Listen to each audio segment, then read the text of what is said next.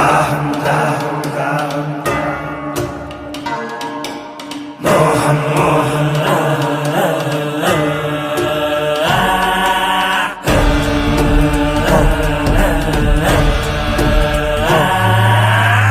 దాహం దాహం అధికార దాహం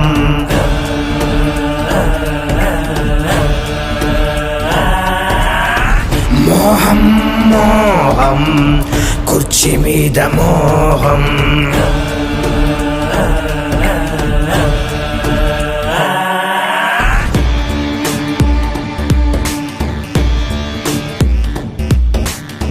మరిచింది రక్త సంబంధం ఆరింది పులి వెందుల దీపం పెరిగింది కోదం ఇది జగన్నాథ వ్యూహం ఇది బయటకి రాని చక్ర వ్యూహం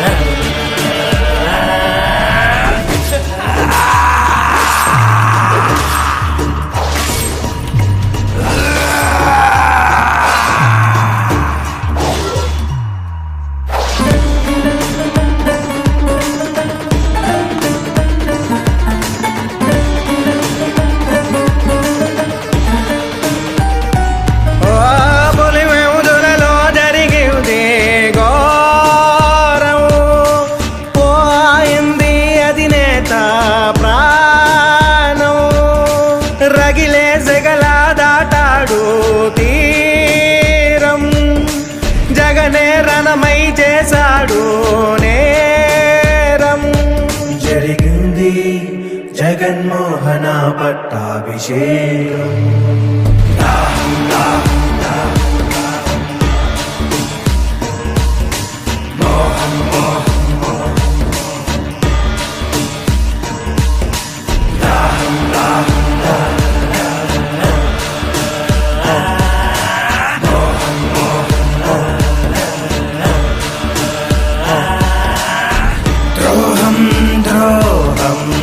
విశ్వాస ద్రోహం మదనం మదనం తెర వెనక మరణం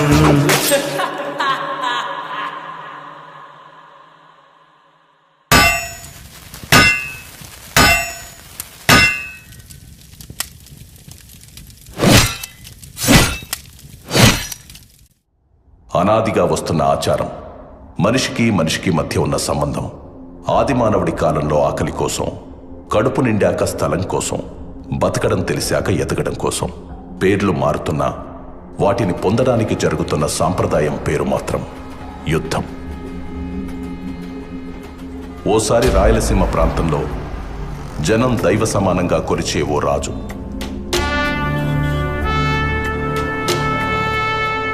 ఆ రాజు కడుపున రాక్షస మృగం పుట్టింది.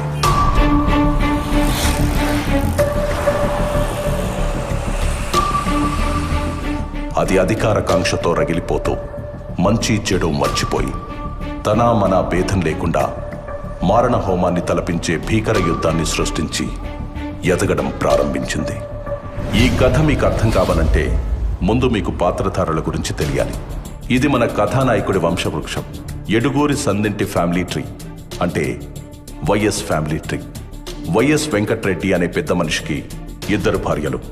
మొదటి భార్య లక్ష్మమ్మ, రెండో భార్య మంగమ్మ. మొదటి భార్యకి ఒకే ఒక కుమారుడు, ఆయనే చిన్న కొండారెడ్డి. రెండో భార్య మంగమ్మకు 4 మగబిడ్డలు, 5 ఆడబిడ్డలు. ఈ 4 ఒకడు రాజారెడ్డి, ఆయన భార్య జయమ్మ. వాళ్ళకి 6 మంది మగబిడ్డలు, 5 మంది ఆడబిడ్డలు. అక్కడ మొదటి భార్య కొడుకు చిన్న కొండారెడ్డికి కూడా 6 మంది మగబిడ్డలు, 5 మంది ఆడబిడ్డలు.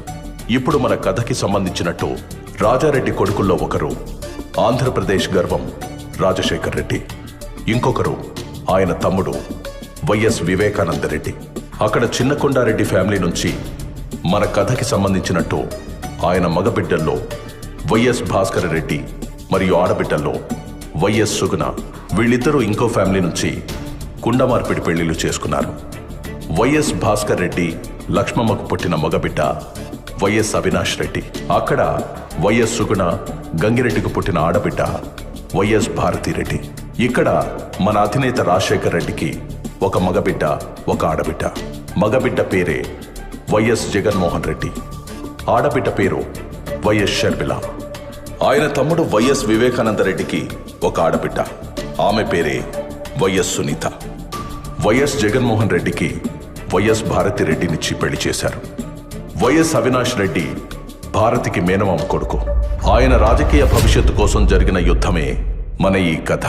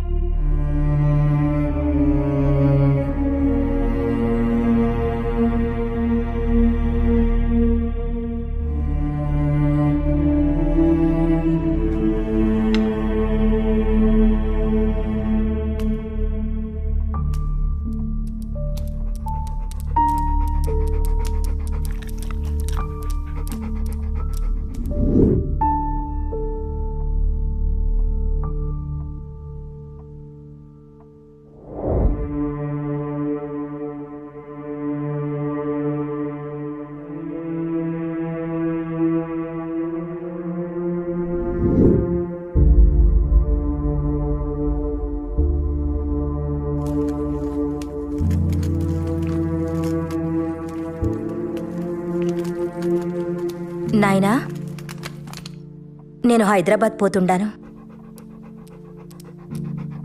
ఇంకో 2 దినాలు ఉండిపోవచ్చుగా తల్లి. నాకు కూడా ఉండాలని ఉండాది నాయనా, కానీ హాస్పిటల్ నుండి కాల్స్ వస్తుండాయి. పిల్లలు కూడా నా కోసం ఎదురు చూస్తుండారు. సరే తల్లి, హాస్పిటల్ అంటుండా, దాని మీద ఎంతో మంది ప్రాణాలు ఆధారపడి ఉన్నాయి. ఎవరి ఆలస్యం వల్ల వాళ్ళకు అన్యాయం జరగకూడదు. పోయిరా తల్లి. ఎక్కువ ఆలోచించి మీ ఆరోగ్యం పాడు చేసుకోకండి. టైంకి మందులు తినండి నాయనా. సరే అయితే పోయొస్తాను నాయనా. ఆశీర్వదించండి. మంచిది, క్షేమంగా పోయిరా తల్లి.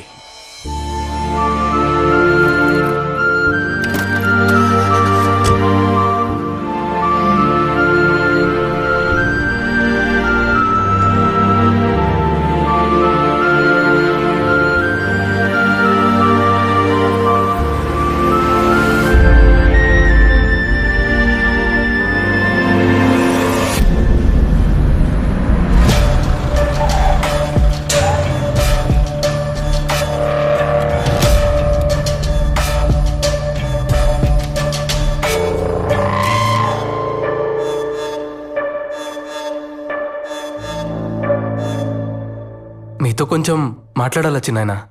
రాజకీయమా లేక కుటుంబ విషయమా? రాజకీయమే.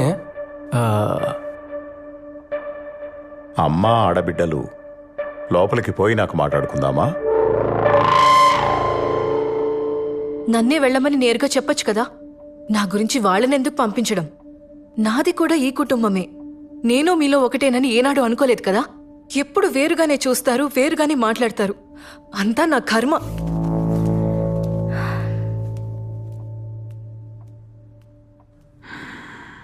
మేము కొత్త పార్టీ పెడతాండాం నాయన పేరు మీద. మీరు కూడా మాతోనే ఉంటారనుకుంటున్నాను. ఎవరెవరున్నారు మీ పార్టీలో? అంతా మనకు తెలిసిన వాళ్లే. గుంటూరులో దినేష్, నెల్లూరులో నరేష్, ఇంకా కడపలో మన అవినాష్.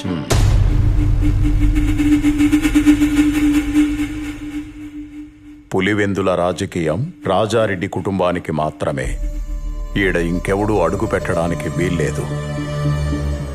ఏడున్న మందికి మంచి చేయాలని మేం పడ్డ కష్టం, చేసిన త్యాగం, కన్న కలలు మీకేమీ తెలీదు. తొందరపాటు నిర్ణయాలు తీసుకోకు. ఈ నియోజకవర్గం మన కుటుంబ కిరీటం, మర్చిపోకు. దీని గురించి మనం మళ్ళా అయినా మాట్లాడుకోవచ్చు లేచి నాయన. ఇంకో విషయం, మీ దగ్గరున్న మా నాయన భూమి నాకిస్తే.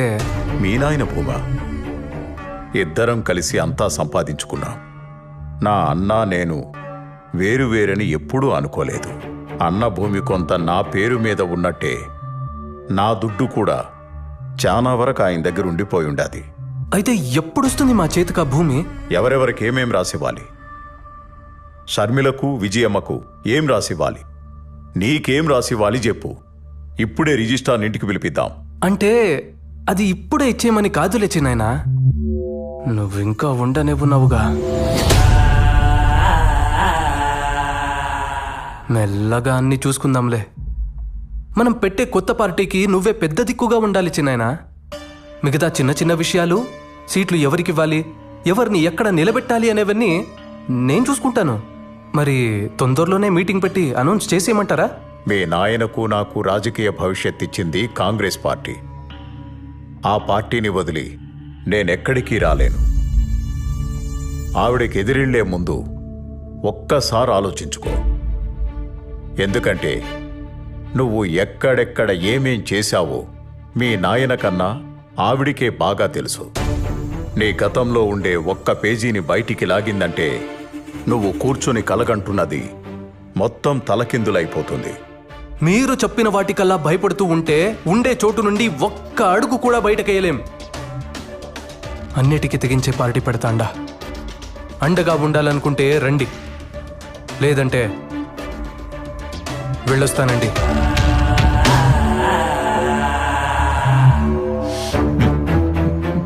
ఎందుకు వివేక వెనక్కి తగ్గుతుండా? పార్టీ పెద్దగా నిన్నే ఉండమని అడుగుతా ఉండాడు కదా. నీకేమన్నా తక్కువ అయి ఉంటే చెప్పు. ఆడి కోపం తెప్పించి నువ్వేమో ఇట్ట నవ్వుతా ఉండావు. అసలు నీ ఉద్దేశం ఏంటి? ఈరోజు నీ కొడుకు కోసం ఇంత గట్టిగా అడుగుతుండావే వదినమ్మా. వాడు నా మీద చెయ్యెత్తిన రోజు మాత్రం ఒక్క మాట కూడా మాట్లాడలేదే. నేను పార్టీకి పెద్ద దిక్కంట. సీట్లు ఎవరికివ్వాలో, ఎక్కడ ఎవరిని నిలబెట్టాలో వాడే నిర్ణయిస్తాడంట. వాడు ఈడికొచ్చింది నన్ను పార్టీలోకి పిలవడానికి కాదు. నేను పార్టీ పెట్టుకుంటున్నా వచ్చి చేరితే చేరమని చెప్పడానికి మాత్రమే. నా దారి వాడి దారి వేర్వేర్లే.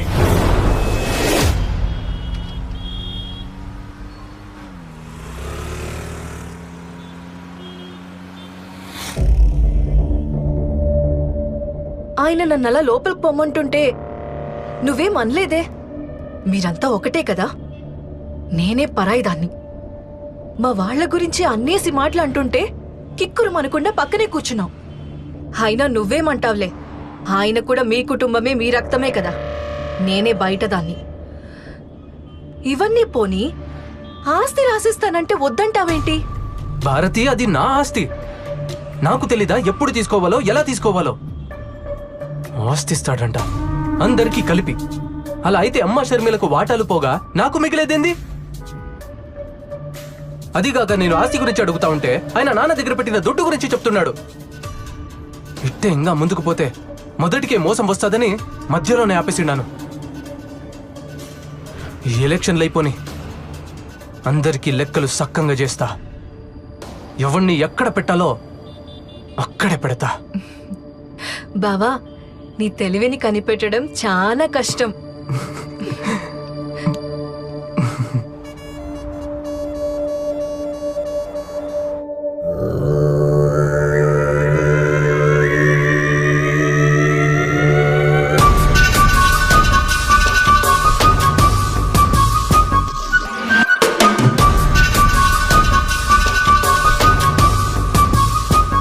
చూడు మామా, మా ఆయన ఆస్తి ఇవ్వమని అడిగితే నానా మాటలన్నీ అని పంపించాడు వీళ్ళ చిన్నాన్న. మావయ్య పోయాక మా ఆయన ఒంటరివాడైపోయిండాడు. మేమందరం ఉండగా మీ ఆయన ఒంటరివాడు ఎలా అవుతాడు? నువ్వేమీ భయపడకు. జగన్ కండగా మేమున్నాం. ఏది ఏమైనా సరే జగనే సీఎం. ఇది మార్చడానికి ఏ తల అడ్డొచ్చినా తెంచి అవతల పారేస్తాం. నీ ఆస్తి ఆడికి పోదన్నా. ఆ ముసలోడి బేనామిలకు చావు భయం చూపెడితే చాలు, పరుగెత్తుకుంటూ నీ పక్కకొచ్చి చేరతారు. వద్దన్నా వాళ్లంతట వాళ్లే వచ్చి నీ ఆస్తి నీకిచ్చిపోతారు. వివేక పవర్లో ఉండగా నువ్వు చెప్పిన ఏ ప్లాను వర్కౌట్ కాదు. కొట్టినా కోసినా వివేకాన్ని కాదనే దమ్ము ఆ బినామీలకు రాదు. ముందు మీరు పొలిటికల్గా బలపడితేనే ఏమైనా చేయగలరు. ఆయన మనం పెట్టే కొత్త పార్టీలోకి రమ్మంటే రానన్నాడు. అసలు మనం పార్టీ పెట్టడమే ఆయనకి ఇష్టం లేదు. పైగా మనం పార్టీ పెడుతుండే వస్తే వస్తాడు, లేకపోతే ఆయనకు నేనే అపోనెంట్గా నిలబడతాను. అప్పుడు ఆయన ఏం చేస్తాడో నేను చూస్తాను.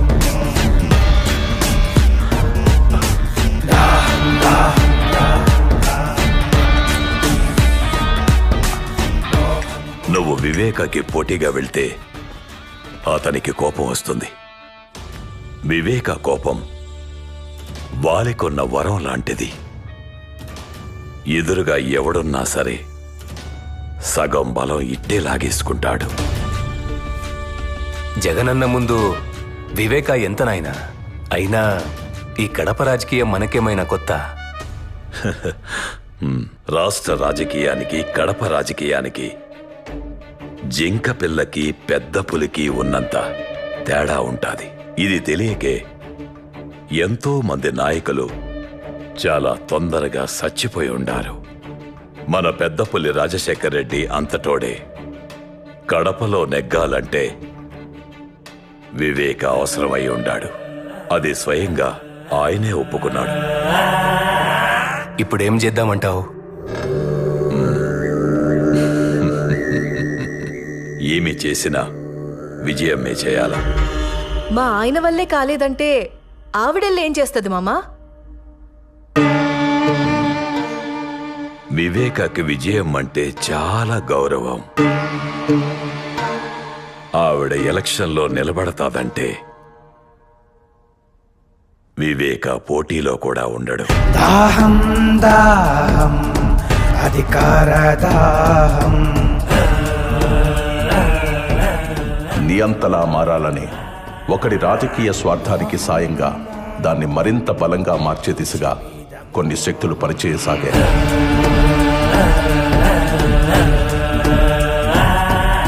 అదే అదునుగా తన అధికార దాహానికి అయిన వాళ్లనే కాకుండా అవకాశం ఉన్న ప్రతి ఒక్కరిని వాడుకోవడం మొదలుపెట్టాడు.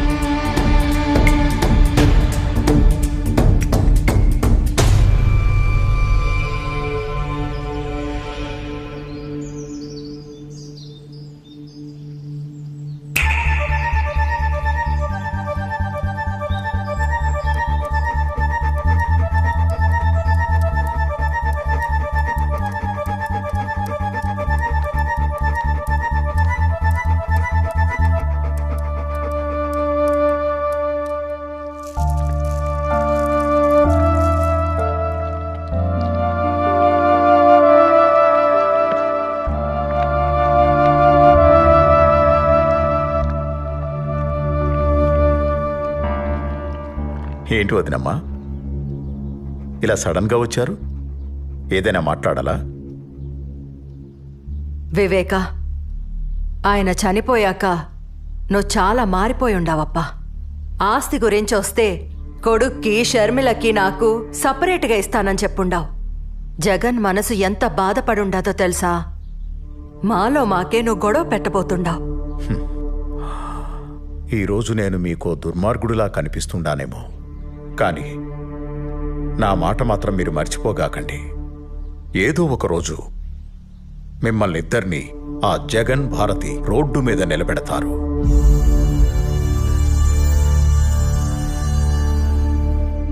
అప్పుడు తెలుస్తుంది మీకు ఈ వివేక మాట విలువ. అలాంటి పరిస్థితి మాకెందుకు వస్తుంది చిన్నాయనా? లేనిపోని భయాలు ఎందుకు పెడుతున్నారు మాకు? పార్టీలోకి రా చిన్నాయనా. నువ్వు గాని పార్టీలోకి రాకుంటే మేమే నీకు ఎదురు నిలబడాల్సి వస్తుంది. అంటే నాకు పోటీగా నిలబడతారా మీరు? ఇది చెప్పిరమ్మని పంపినాడా జగన్ మిమ్మల్ని? నన్ను మీ అన్నలాగే చూసుకుంటానని చెప్పుండావు. అందులో ఏమాత్రం నిజం ఉన్నా నా కొడుకుని గెలిపిస్తానని నాకు మాట ఇవ్వు వివేక. అయ్యా, మేడం ఫోన్ చేశారు.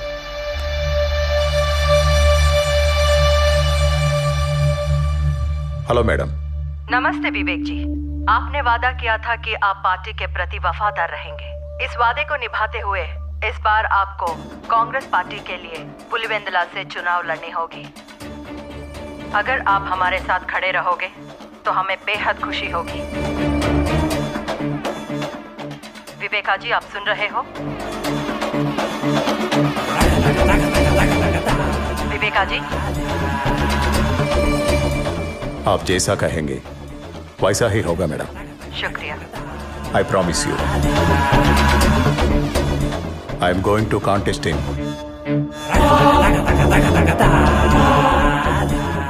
पुलिवेंदला कांस्टिट्यूंसी।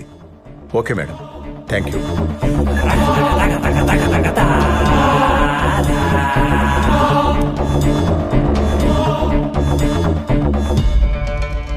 వదినమ్మా,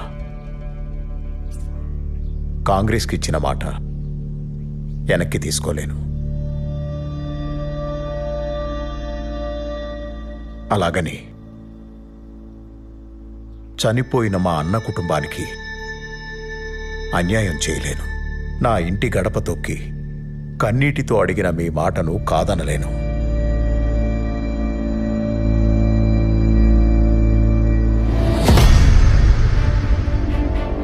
మీకు నేను మాటిస్తున్నాను, ఈసారి ఎలక్షన్లలో మీకు పోటీగా నేనే నిలబడతాను. కానీ మీరే గెలుస్తారు, గెలిపిస్తాను. దీన్నెవ్వరూ మార్చలేరు. ధైర్యంగా పోయిరామా. వివేకానందరెడ్డి ఇంట్లో చీమ చిటుక్కుమన్న శబ్దాన్ని కూడా అందరికంటే ముందు జగన్ చెవికి చేరవేస్తున్న గుంటనక్క ఎర్ర గంగిరెడ్డి.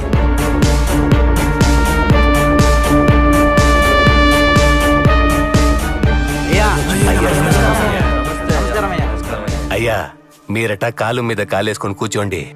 ఈసారి కూడా గెలుపు మనదే. అయ్యా, ఈసారి ఒక్క ఓటు కూడా అటు ఇటు పోదు, గెలుపు మనదే. అందరికీ నమస్కారం. ఈసారి నేను పోటీలో మాత్రమే ఉంటాను, కానీ విజయం మే ఎలక్షన్లో గెలవాలి. అయ్యా, ఏం మాట్లాడుతున్నారు? మధ్యలో ఇంకెవరూ మాట్లాడకండి. వదినకు నేను మాటిచ్చాను. ఎవరూ భయపడకండి. మీకు కూడా మాటిస్తున్నాను. నాకు అధికారం ఉన్నా లేకున్నా నేనెప్పుడూ మీతోనే ఉంటాను. పోయిరండి. పులివెందుల బై ఎలక్షన్ లో కాంగ్రెస్ అభ్యర్థి వైఎస్ వివేకానందరెడ్డిపై వైఎస్ఆర్పీ అభ్యర్థి విజయమ్మ భారీ మెజార్టీతో గెలుపొందారు. ఈ విజయంతో ఆంధ్రప్రదేశ్ లో మరొక ప్రాంతీయ పార్టీ సంచలనం సృష్టించింది.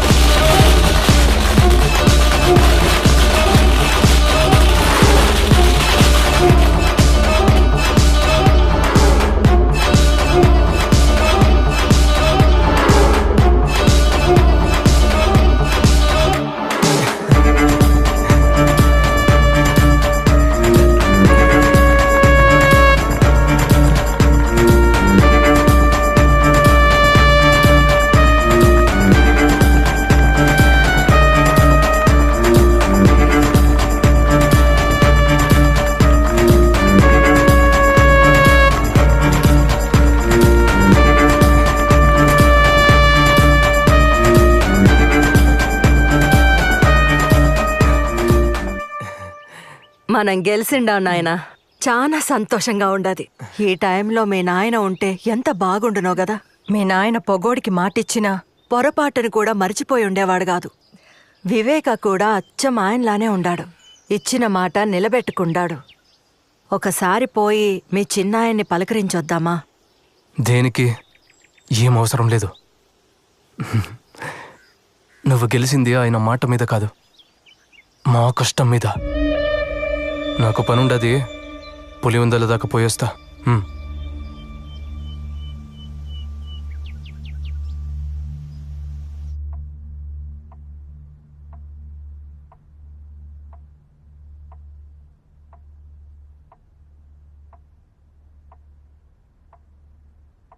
అన్నా, మనం ఇప్పుడు పవర్లో ఉండాం కదన్నా.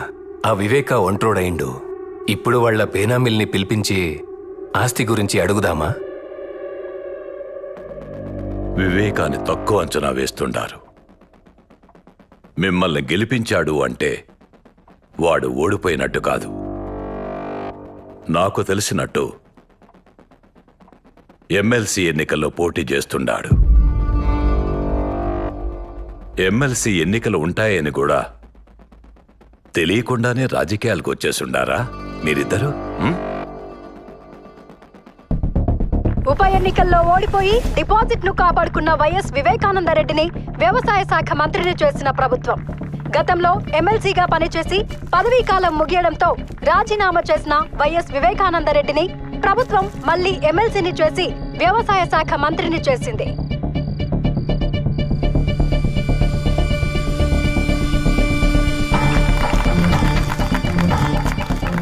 చెప్పండి కృష్ణమోహన్ రెడ్డి గారు.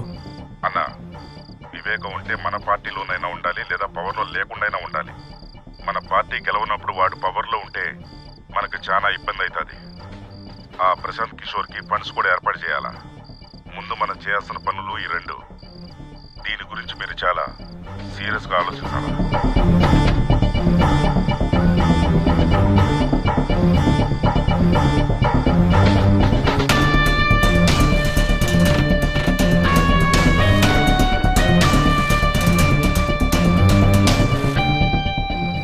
2014 ఎలక్షన్ తర్వాత ఆంధ్రప్రదేశ్ రాష్ట్రంలో కాంగ్రెస్ కనపడకుండా పోయింది. అప్పుడు మనోడు మళ్లీ ఆట మొదలు పెట్టాడు.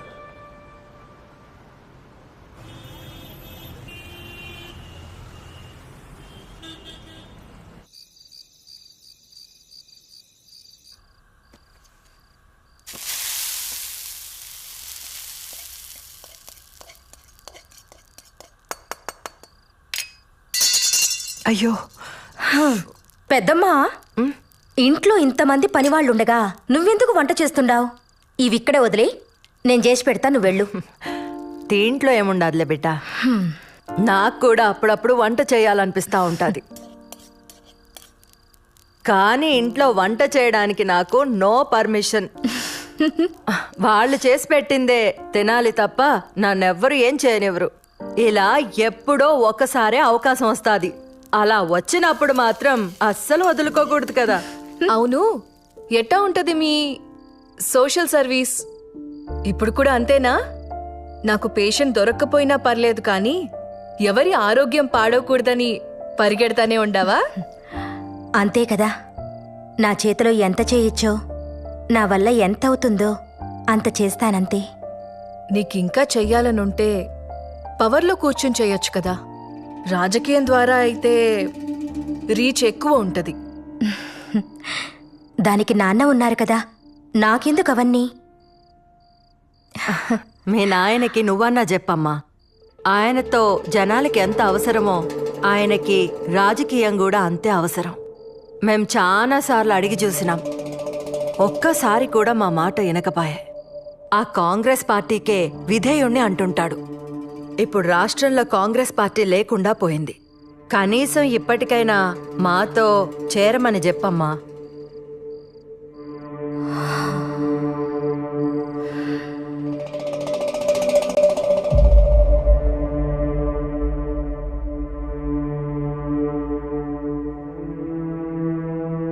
నాకు మరొక దారి లేదంటుండావా వదినా?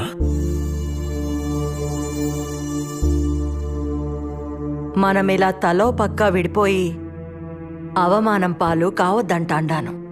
ఆలోచించు వివేక, అందరం కలిసుంటేనే కదా కుటుంబానికి గౌరవం, బలం ఉంటుంది కదా. నువ్వొక్కడివే ఇలా ఏం చేస్తావు చిన్నాయనా? నువ్వు పార్టీలో ఉంటే నీ పక్కన బలం ఉంటాది. ఎప్పుడూ నాకు ఒంటరిగా పోరాడడం అలవాటై ఉండాది. నన్ను నమ్ముకున్న వాళ్ళకి కాస్త సాయంగా ఉంటే అదే చాలు.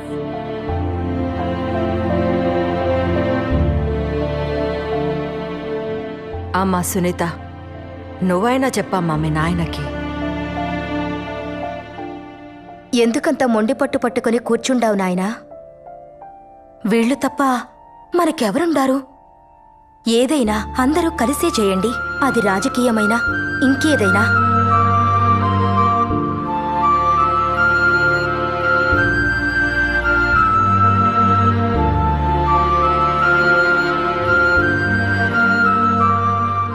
సరే వినండి, మీరన్నట్టే కానియండి.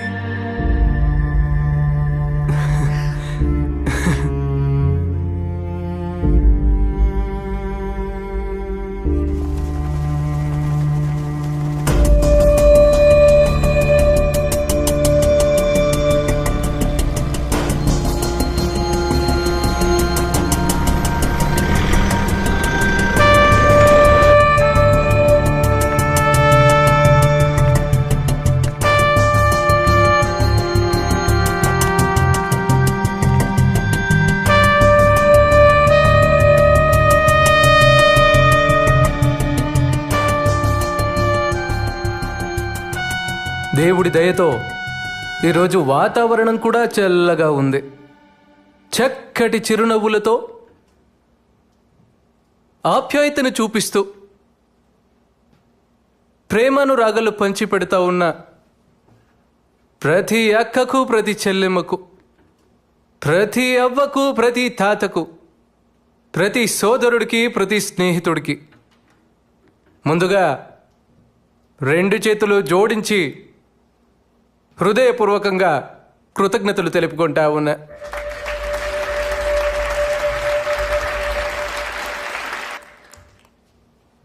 తెలుగు వారి గుండెల్లో, తెలుగు రైతుల గుండెల్లో ఎప్పటికీ నిలిచిపోయే ఒక మహా వ్యక్తి, ఓ మంచి మనిషి వైఎస్ఆర్ గారు, నాన్నగారు. దానితో పాటు నాన్నగారు లేని లోటుని మా చిన్నాయన వివేకానందరెడ్డి గారు తీర్చుతున్నారు.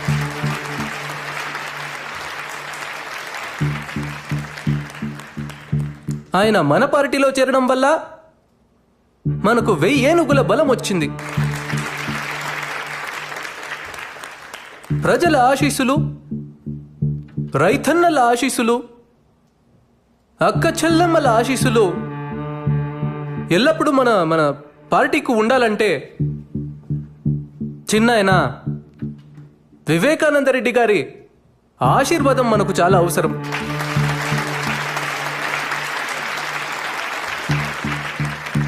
ఇప్పుడు మన పార్టీ గురించి, మన కర్తవ్యాల గురించి చిన్నాయన మీకందరికీ తెలియజేస్తాడు. ఈ 2 మాటలు చెప్పి నేను సెలవు తీసుకుంటా ఉన్నా. మా అన్న రాజశేఖర్ రెడ్డి బిడ్డ మన వైఎస్ జగన్ మంచి ఉద్దేశంతో పార్టీ పెట్టుండాడు. రైతులందరికీ అలాగే పేదలకు మంచి చేయాలని ఈ పార్టీ పెట్టుండాడు. ఈ పార్టీకి మా సపోర్టే కాదు, మీ అందరి సపోర్టు కావాలి. మీ అందరూ మీ జగనన్నని గెలిపించండి. నమస్కారం.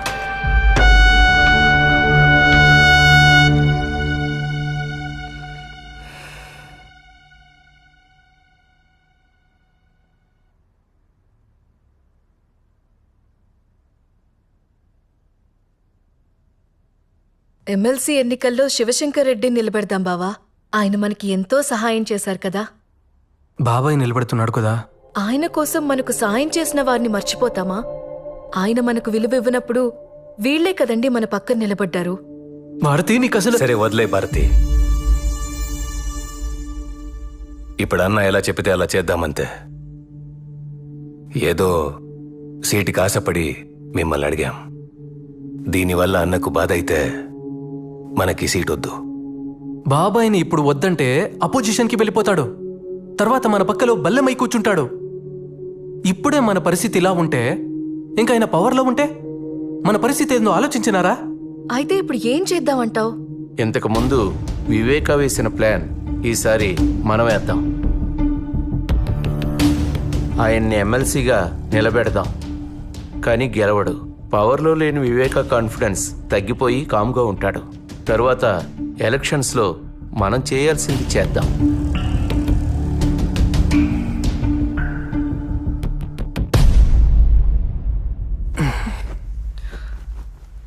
సరే కానివ్వండి.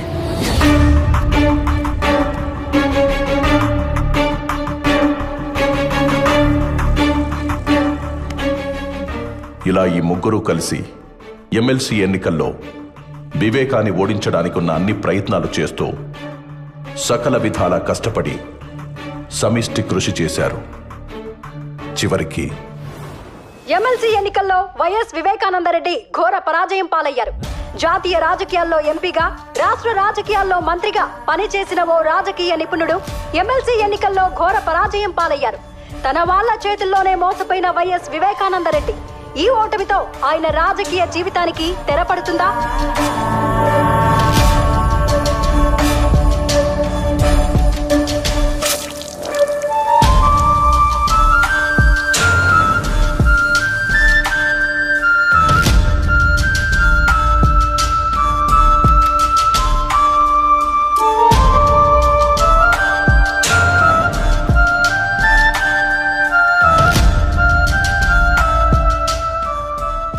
దశాబ్దాల రాజకీయ జీవితంలో వివేకాకు ఈ ఓటమి అతిపెద్ద అవమానమైంది. దీని గురించి చాలా ఆలోచించారు.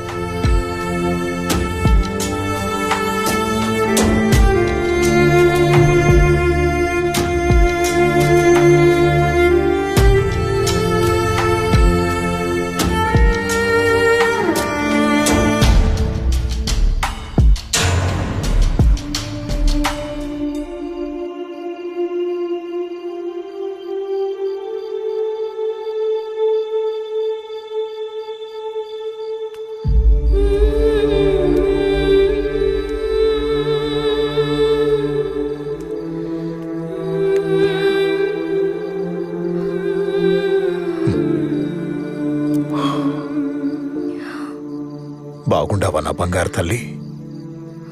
నిన్ను చూడాలని అనుకుంటుండా, ఈలోగా నువ్వే వచ్చేసినావు. ఈ నాయన మనసు నీకెట్టా తెలిసిపోతుండాది బంగారు తల్లి?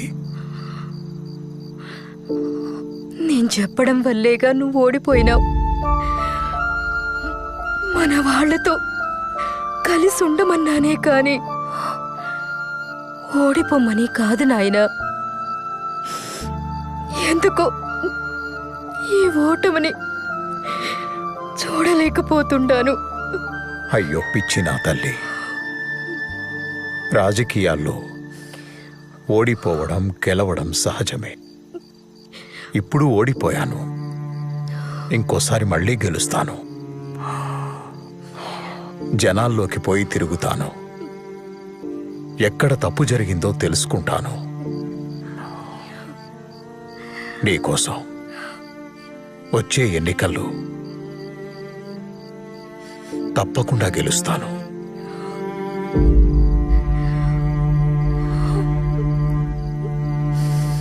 ఎక్కడ తప్పు జరిగిందని తెలుసుకోవడానికి తన ప్రయత్నాలు మొదలుపెట్టాడు.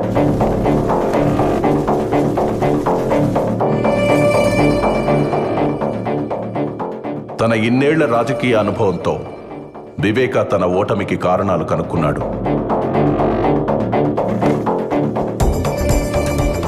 వచ్చే ఎన్నికల్లో గెలుపుకు సర్వం సిద్ధం చేశాడు. తన మానసిక స్థితిని సరిచేసుకోవడంతో పాటు పార్టీ పెత్తనాన్ని కూడా తన చేతుల్లోకి తీసుకున్నాడు. పులివెందుల రాజకీయంపై తమ ఆధిపత్య పరంపర కొనసాగనివ్వడం కోసం యువ నాయకుడిలా యాక్టివ్గా ఉంటూ అన్ని విధాలుగా ఎఫర్ట్ పెడుతూ రగిలే ఓ బడబాగ్నిలా దూసుకొస్తున్న వివేక తన ఇంటి నుండి కారు మబ్బు కమ్ముకొస్తుందనే విషయాన్ని తెలుసుకోలేకపోయాడు.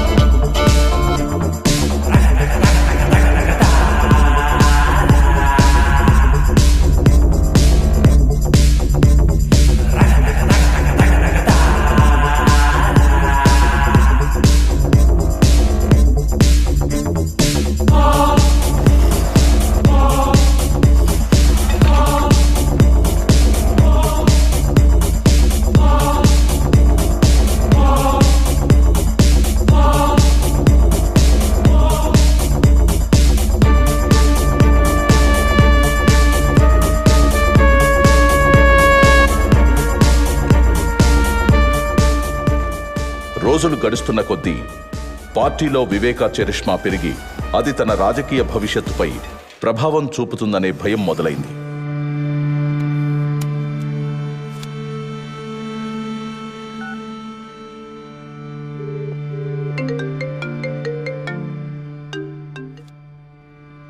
చెప్పు అవినాష్. నువ్వే ఏదో ఒకటి చేయాలి భారతి, లేకపోతే ఈయన మనల్ని రాజకీయం నుంచి శాశ్వతంగా దూరం చేసేస్తాడేమో. నువ్వేం కంగారు పడకు, నేను చూసుకుంటాను. జగన్తో నేను మాట్లాడతాను.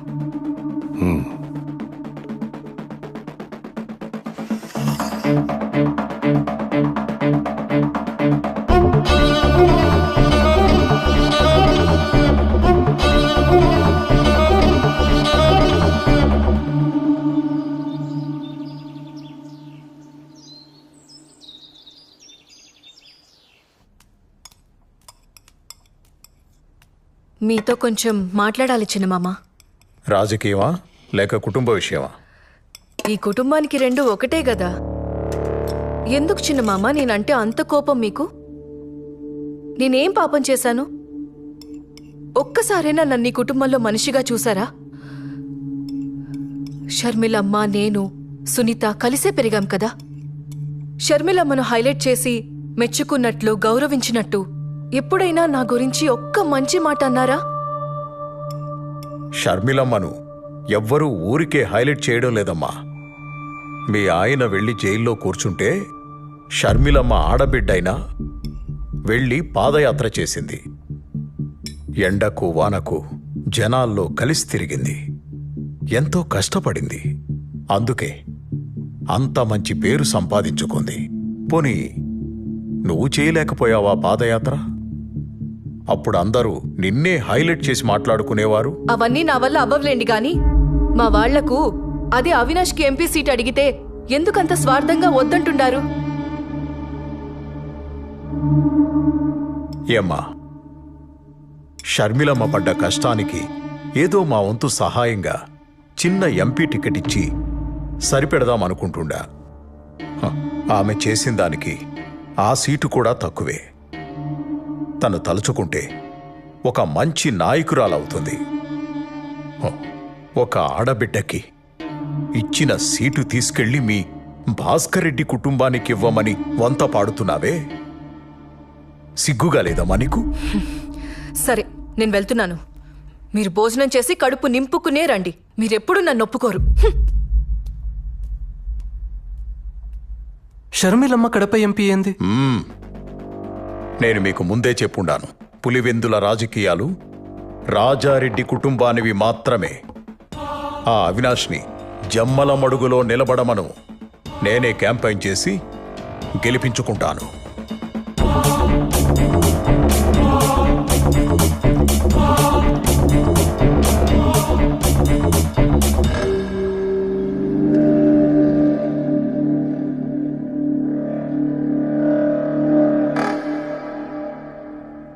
ఏమంటున్నాడు? మా వాడికి సీట్ ఇవ్వడు, అంతే కదా? వదిలే భారతి, మేం మీతో ఉండేది సీటు కోసం కాదు, జగనన్న మీదున్న ప్రేమతో. అన్నా, నీకు కష్టం వచ్చినప్పుడు మా చేతనైంది చేసిండాం. నువ్వు నాకు సీట్ ఇచ్చినా లేకపోయినా మేమెప్పుడూ నీ పక్కనే ఉంటాం. నీ మంచితనం జగన్కి ఇంకా అర్థం కావడం లేదులే బావా. వాళ్ళ బాబాయ్ చేతిలో కీలు బొమ్మలా ఆడుతాండాడు. జగన్ బాగు కోసం మనం ఆలోచిస్తా ఉంటే ఈయనేమో వీళ్ళ బాబాయ్కి సపోర్ట్ చేస్తా ఉండాడు. ఆవిడ పాదయాత్ర చేసిందంట. ఆవిడ మీదే మన రాజకీయ భవిష్యత్తు ఆధారపడి ఉండాదంట. కాసేపు నువ్వు గమ్మునుంటావా? ఏం చేయాలో ఏం చేయకూడదో నాకు తెలుసు. ఈడ ఎవరు పాదయాత్ర చేసినా జనం వచ్చింది మాత్రం నా ముఖం చూసి. ఊరుకుంటే ఏదైనా మాట్లాడుతుంది.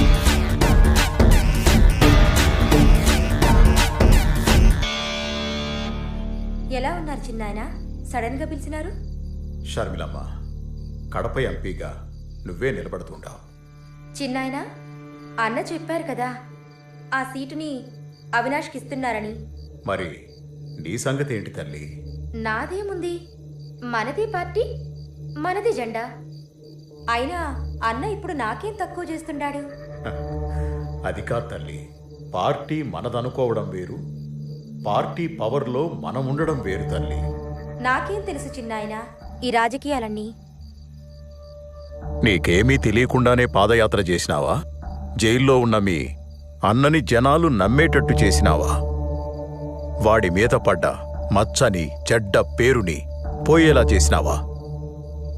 అసలు పార్టీకి ఇన్ని సీట్లు రావడానికి, ఇంత నమ్మకం ఉండడానికి అది నీ పాదయాత్ర ఫలితం తల్లి.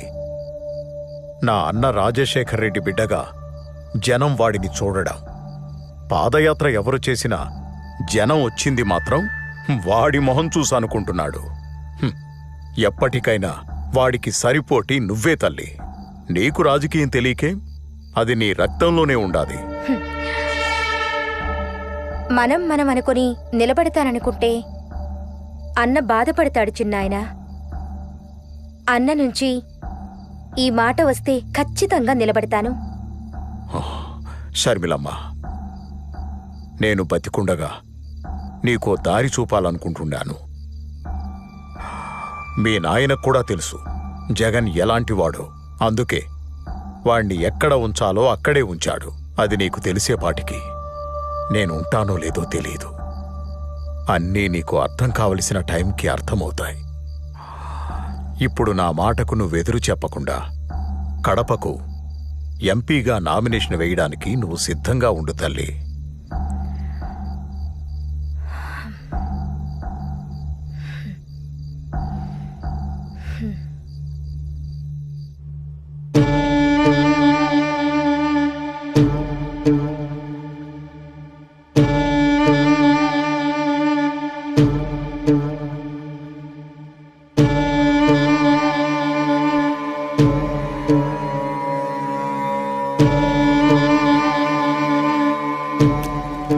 ఈసారి ఎలాగైనా మనం గెలవాలి జగన్ గారు.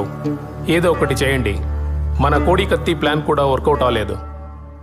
ఈసారి ఏదైనా చేస్తే కొంచెం ఎమోషన్గా ట్రై చేయాలి. ఏం చేద్దాం మరి? మీరే చెప్పండి. దాన్ని మీరు మాట్లాడుకోండి. మిగతాది గ్రౌండ్ రిపోర్ట్ వచ్చినాక మనం మళ్ళీ కలుద్దాం. Some emotional things has to happen. చూడండి, ఇది మాత్రము గట్టిగా గుర్తుపెట్టుకోండి. వస్తాను.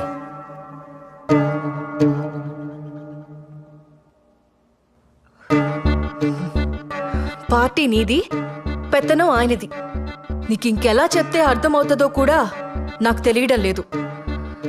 ఈ విషయంలో జగన్ ఏం చేయడు. మీరైనా ఏదో ఒకటి చేయొచ్చు కదా అవినాష్ బావా. అన్నని ఒక్క మాట చెప్పమని చెప్పు చాలు. అన్న కోసం ఏదైనా చేస్తాను. వివేక సార్లాగా సొంత నిర్ణయాలు నేను తీసుకోను. అన్న మాటకు నేను కట్టుబడి ఉంటాను. అన్న వెంటే ఉంటాను. బావుంది. మీరు మీ అన్న మాట వింటారు, ఆయన వాళ్ళ బాబాయ్ మాట వింటారు. ఇదిలాగే ఉంటే ఏదో ఒక రోజు షర్మిలమ్మని సీఎం చేసేస్తాడు. అప్పుడు మనమందరం కలిసి అడుక్కు తిందాం. సరే, ఈ మాటలన్నీ ఎందుకో? ముందు ఏం చేయాలో అది చూడండి. పీకే చెప్పాడు కదా సింపతి వర్కౌట్ అవ్వాలని. అన్నా, ఇది చాలా కష్టమైన పనన్నా.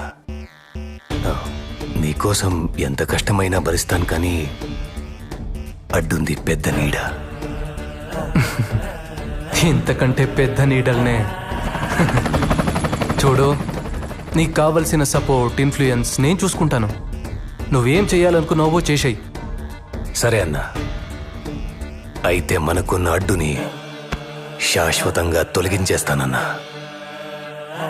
నీకు రాజకీయ భిక్ష పెట్టుండాను. ఆ కృతజ్ఞతను చూపెట్టే సమయం ఇది. నువ్వేం చేయాలనుకున్నావో చేయి. నేను సీఎం అవ్వాలి, అంతే.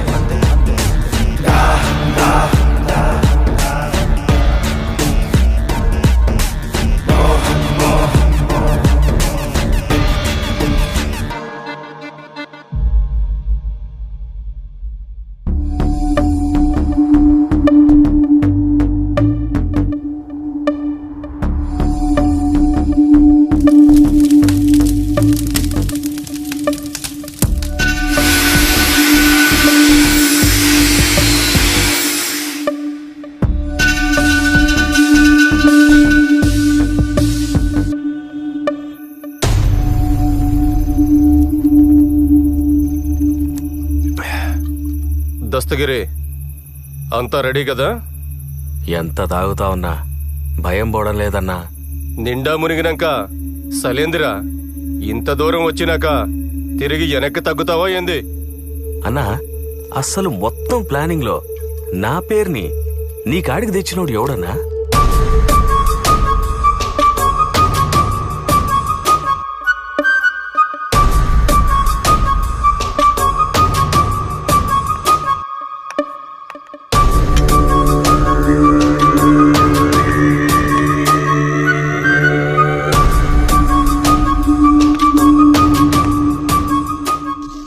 ఏంది నాయన ఇంత కూల్గా ఉన్నావు? అప్రూవల్ వచ్చిండాదిగా, ఏం ప్లాన్ చేసిండావు? ఇన్నాళ్ళు పులివెందులకి పోతురాజులా నిలబడి మన పని ప్రతి దానికి అడ్డుపడుతుండేవాడు. ఇప్పుడు ఆ పోతురాజుని పులివెందల నుండి నేరుగా పైకి పంపిస్తున్నా. అది నాయన మగోడి మాట మాట్లాడినావు. ఇంతకీ ఎలా చేపిస్తుండావు? ఎవరితో చేపిస్తుండావు? ఇది చేయడానికి బయట వాళ్ళని తీసుకొచ్చినా లేదా మనాళ్లతోనే ముందుకెళ్ళినా ప్రాబ్లం మనకి. ఇంకా మనాళ్లలో వివేకాన్ని చంపే మగాడు ఎవడైనా ఉండాడనుకుంటున్నారా? ఒకవేళ చంపినా ధైర్యంగా తిరగలేక దొరికిపోతాడు. ఇది సక్కంగా అనుకున్నది అనుకున్నట్టుగా అవ్వాలంటే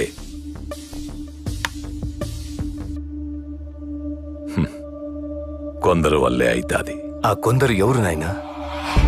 ఒకటి, ఆయన గురించి అంతా తెలిసే ఉండాలా, ఆయన పక్కనే ఉండాలా, ఆయన మీద పగ పీకల దాకా ఉండాలా. అలాంటోడికి దుడ్డు అవసరం, దండిగా ఉండాలా. అలాంటోళ్ళు మనకి ఏడ దొరుకుతారో? ఏడా వెతకనవసరం లేదు, అందరూ మన చేతుల్లోనే ఉండారు. మొదటివాడు ఆయనతోనే తిరుగుతా మనకు సాయం చేసే ఎర్ర గంగిరెడ్డి. బెంగళూరు సెటిల్మెంట్లో వివేక గంగిరెడ్డి వాటాను కూడా వాళ్ళకే ఇచ్చేసి మంచి పేరు తెచ్చుకున్నాడు. ఈడేమో ఆయన మీద పగ పెంచుకున్నాడు. ఇక రెండోవాడు దస్తగిరి. వివేక వీడిని నానా మాటలని అందరి ముందు అవమానం చేసి బయటకు తోసేసి ఉండాడు. ఇప్పుడు వీడికి వివేక మీద కోపం ఉంది, దుడ్డు అవసరం ఉండాది. వీళ్లతో పాటు మన సునీల్ యాదవ్, ఉమాశంకర్ రెడ్డి, నేను కూడా ఉంటాను. దస్తగిరిని దారిలోకి తెచ్చి మిగిలినంత సునీల్ యాదవ్ చూసుకుంటాడు. ప్రేమ చూపినారు, అయిన వాళ్ళే వెన్నుపోటు పొడిచినారు, కుట్ర పొందినారు, విషము చుండినారు, కలియుగా నాశకులై చేరినారు. నమ్మించి మోసం చేసే వాళ్ళ అస్త్రం ఇది, ఆ నలుగురి కుట్రం.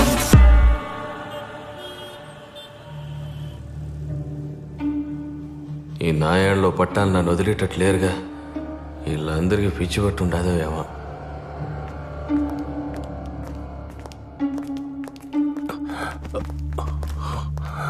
కూర్చోండి కూర్చోండి. నమస్తే సార్. మీరు అటు కూర్చోండి. ఏం దస్తగిరి, ఎన్నాళ్ళనిట్ట కారు నడుపుకుంటూ బతుకుతావు? లైఫ్లో ఎదిగే ఆలోచనలు ఏమైనా ఉండాయా? నాకేం వచ్చన్నా డ్రైవింగ్ తప్ప. నీ లైఫ్ సెట్ అయిపోయే పని చెప్తా, చేస్తావా? ఈ పనికి నువ్వేం భయపడాల్సిన అవసరం లేదు. మేమందరం నీ అనుకుంటాం, నీ మీద ఈగ కూడా వాలకుండా చూసుకుంటాం. వివేక తల మీద 45 crores ఉండాది. నీ వాటా 5 crores వస్తుంది. ఎక్కువగా ఆలోచించుకో. మాకు ఈ పని చేసి పెట్టినావంటే చాలు, నీ దశ తిరిగిపోతాదిరా.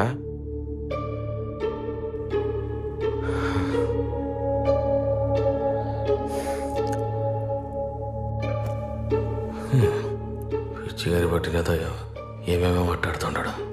సునీల్, ఆడి పని చేస్తాడంటావా? మరేంటాడు మాట్లాడుతూ ఉంటే మధ్యలో లేసి వెళ్ళిపోతా ఉన్నాడు? ఆడిని నేను ఒప్పిస్తానన్నా. ఏమి ఆడంత బతిమాలుకోవాలనా? ఆడు లేకపోతే మనం ఈ పని చేయలేమా? చెయ్యలేము.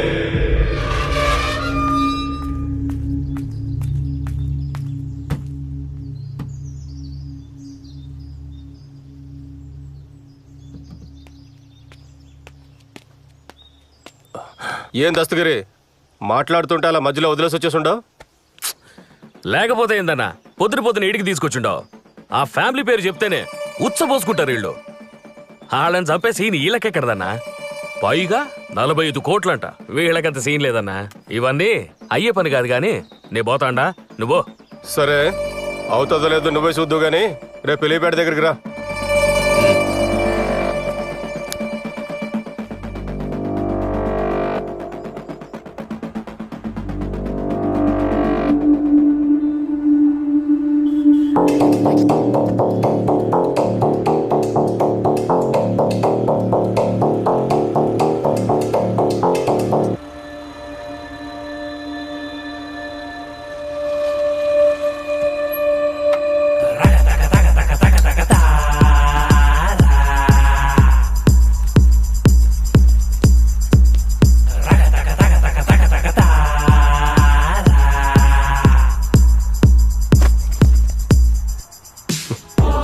చూసుండవా, ఇప్పుడే ₹1 చేతికొచ్చుండది. పని అయినాక మిగతాది కూడా వచ్చి చేరుతుంది.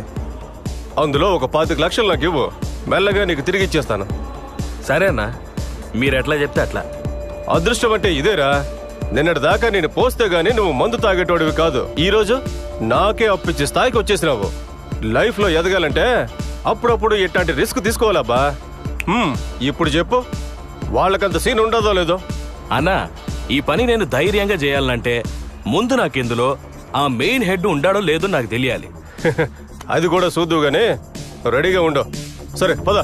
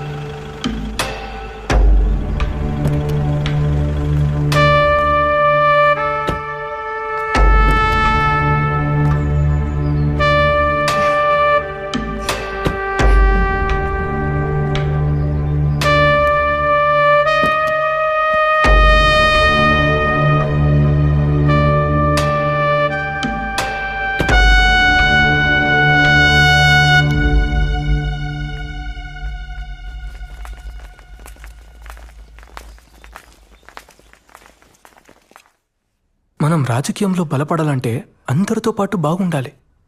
అవును, వాళ్ళని నువ్వే రమ్మన్నావా? అవినాష్ చెప్తాడు. అవినాష్ అన్నా, వాళ్ళు చిన్న మనుషులు కదా, ఇక్కడేం చేస్తున్నారు? ఈసారి కొంచెం గట్టిగానే ప్లాన్ చేశామన్నా. ఈ దెబ్బతో మన సమస్యలన్నీ తీరిపోతాది. ఆ పీకే చెప్పినట్టు జనాల్లో సింపతి క్రియేట్ అవుతుంది. ఏం చేసినా సైలెంట్గా అయిపోవాలి. సరే అన్నా, అసలు ప్లాన్ ఏంటంటే అవన్నీ నాకు అవసరం లేదు. మీరేం చేస్తారో చేయండి. పీకే చెప్పినట్టు సింపతి గట్టిగా వర్కౌట్ అవ్వాలి. జనాలకి మన మీద నమ్మకం రావాలి. దానికోసం మీరు ఎంతవరకైనా వెళ్ళండి. మీ వెనకాల నేనుంటాను. సరే, నేను చూసుకుంటానన్నా.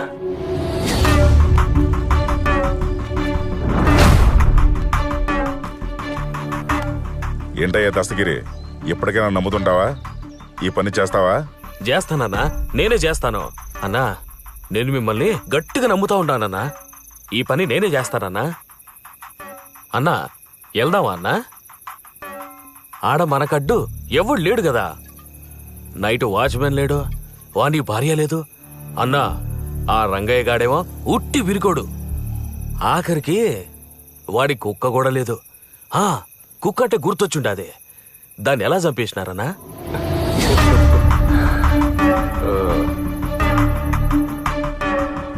ఎప్పుడైతే మేము ఈ ప్లాన్ అనుకున్నామో అప్పటి నుంచి ఆయన ఇంటి చుట్టూ నిఘా పెట్టినాం.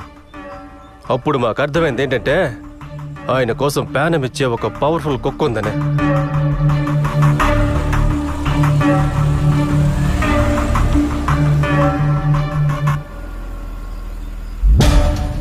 విశ్వాసం లేని బంధువుల కన్నా ఈ పెంచుకున్న కుక్కలే చాలా డేంజర్. దాని ప్యానం పోయినా వివేకాకి ఏం జరగనివ్వదు. దాన్ని చంపేస్తే వివేక ఊపిరి సగం తీసేసినట్టే అనుకున్నాం.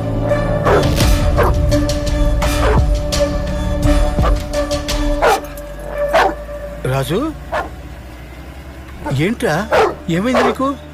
ఇంతలా అరుస్తున్నావేంటి? ఏయ్ రాజు, రాజు, ఏమైందిరా?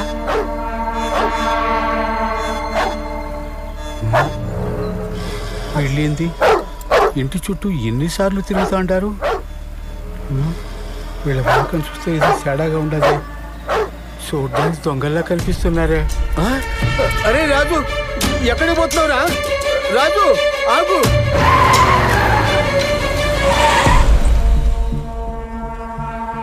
ఈ ఇంట్లో ఉన్న అంతమంది ఒక లెక్క అయితే ఈ కుక్కే ఒక లెక్కగా కనిపిస్తుండది. అవునన్నా, నువ్వు చెప్పే మాట నిజం.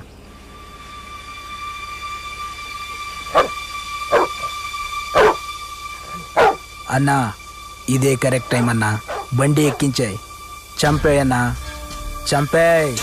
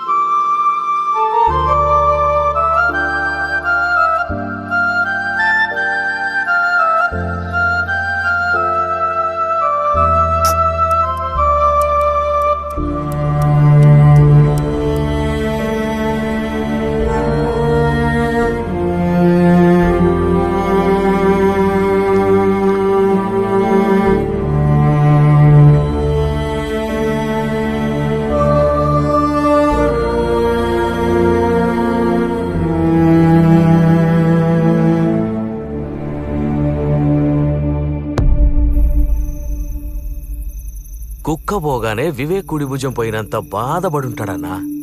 దానమ్మ అది బాముల కుక్క కాదన్నా. ఆ కుక్క ఒక్కటే 100 మంది పాలేగాళ్లతో సమానం అన్నా. దానికి చిన్న అలికిడి వినబడ్డదంటే చాలు అందరూ వచ్చిందాకా అరుస్తూనే ఉంటది. ఆ పెద్దాయన కన్నా డేంజర్ అన్నా అది. దాన్ని లేకుండా చేసి మంచి పని చేసినారు. పెద్దాయన సగం ప్రాణం ముందే తీసేసినారు. ఇప్పుడెళ్ళి ఈజీగా చంపేయచ్చు.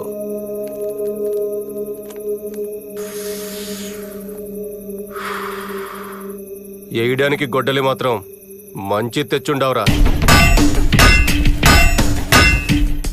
ఏం మంచిదో పోన్నా. అది చేసేటప్పుడు శంకర్ రెడ్డి అన్న మాటలే గుర్తుకొస్తుంది.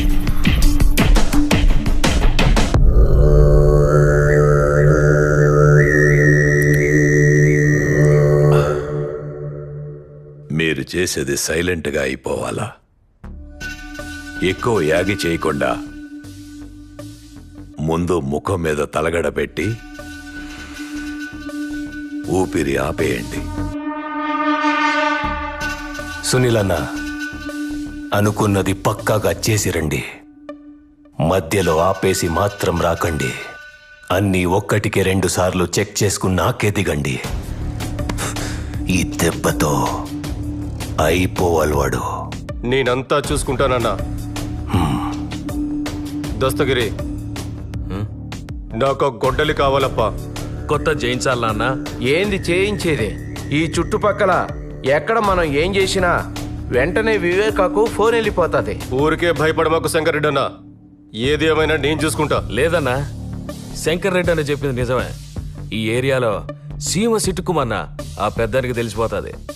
అలాంటిది మనం కొత్త గొడ్డలొకటి చేపించినామని తెలిస్తే అంతే, నా భార్య ముండమయ్యాల్సిందే.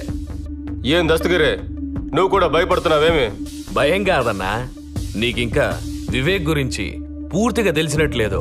ఈ ఊరు కాదు కదా, అందుకే ఎగిరెగిరి పడుతుంటాడు. పొరపాటున వివేకాకు తెలిసి పాతాళానికి తొక్కితే అప్పుడు అర్థమవుతుంది ఈడ ఆయన ఏందో, ఆయన పవర్ ఏందో. ఏయ్, అనవసరమైన మాట్లాపి ఇప్పుడేం చేయాలో చెప్పు. నాకు తెలిసినోడొకడు కదిరిలో కొలిం పెట్టుకున్నాడు. అక్కడే చేయించుకొస్తానన్నా. సునీల్, అంతా జాగ్రత్తగా చూసుకోండి. నేను రేపు వివేక చేసే క్యాంపెయిన్ దగ్గరికి వెళ్తాను. అక్కడి నుంచి మీకు అప్డేట్ ఇస్తూ ఉంటాను. సరే.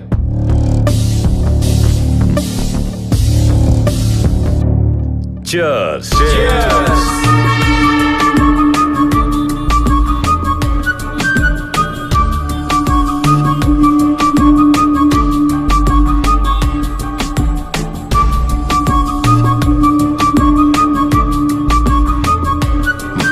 నమస్కారం.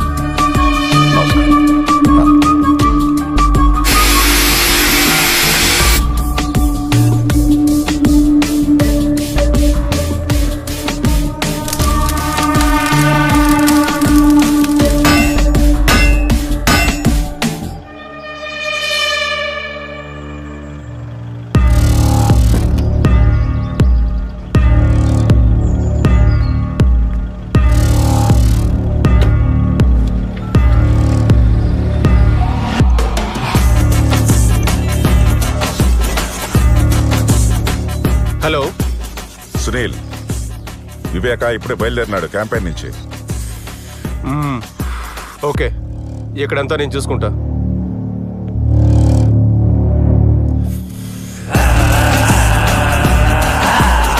నమ్మించి మోసం చేసే వాళ్ళ అస్త్రం ఇది ఆ నలుగురి కుట్రం.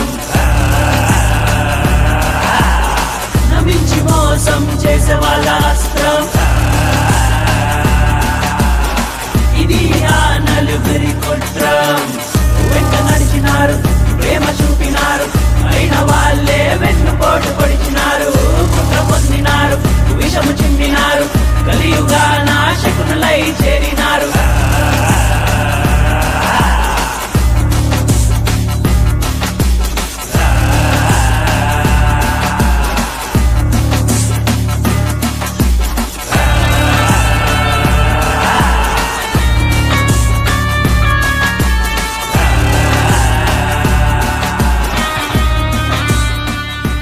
హలో సునీల్, ఏమై ఉండదు? అంతా ఓకేనా? దస్తగిరి కదిలికిపోయినాడు. గొడ్డలు తీసుకొస్తున్నాడు.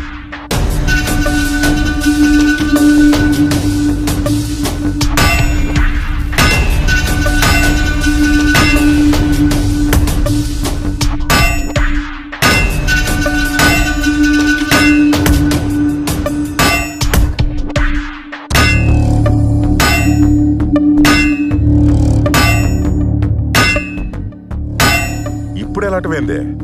అయినా నువ్వెందుకు పంపించినావా? ఇదంతా ముందుగా చూసుకున్న బళ్ళా? నీకేమైనా బుద్ధి ఉండదా? నువ్వేం కంగారు పడ మాకు, వాడు వస్తాడు.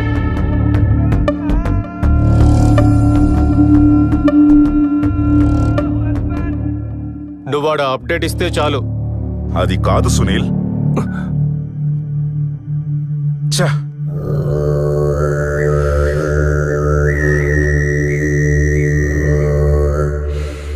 ఏమైంది అవినాష్? ఎంతవరకు వచ్చింది? నాయనా, మనోళ్ళు ఆల్రెడీ అక్కడే ఉన్నారు.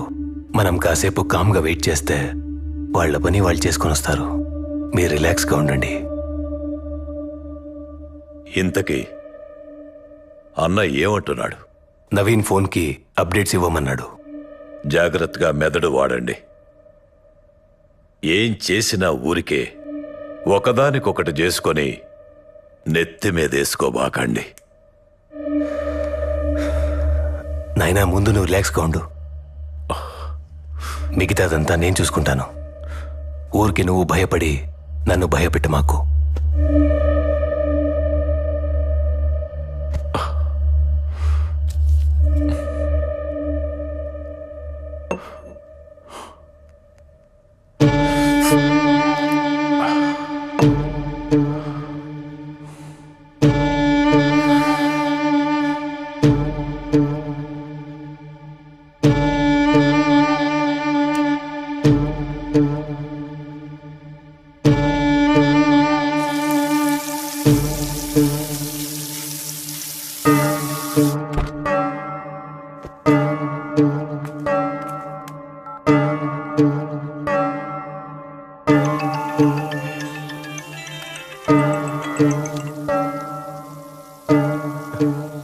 హలో, వచ్చినాడా దస్తగిరి? ఇంకా రాలేదు. ఇక్కడంతా బాగానే ఉంటుంది. చెప్పాను కదా, నేను అన్నీ చూసుకుంటాను. మళ్ళీ మళ్ళీ ఫోన్ చేసావంటే వాడికన్నా ముందు నిన్నేసేస్తా. గమ్మునాడిని ఏడుకు తీసుకురా. అది కాదు సునీల్, ఆ మాట పూర్తిగా వినకుండా కట్ చేసినాడే.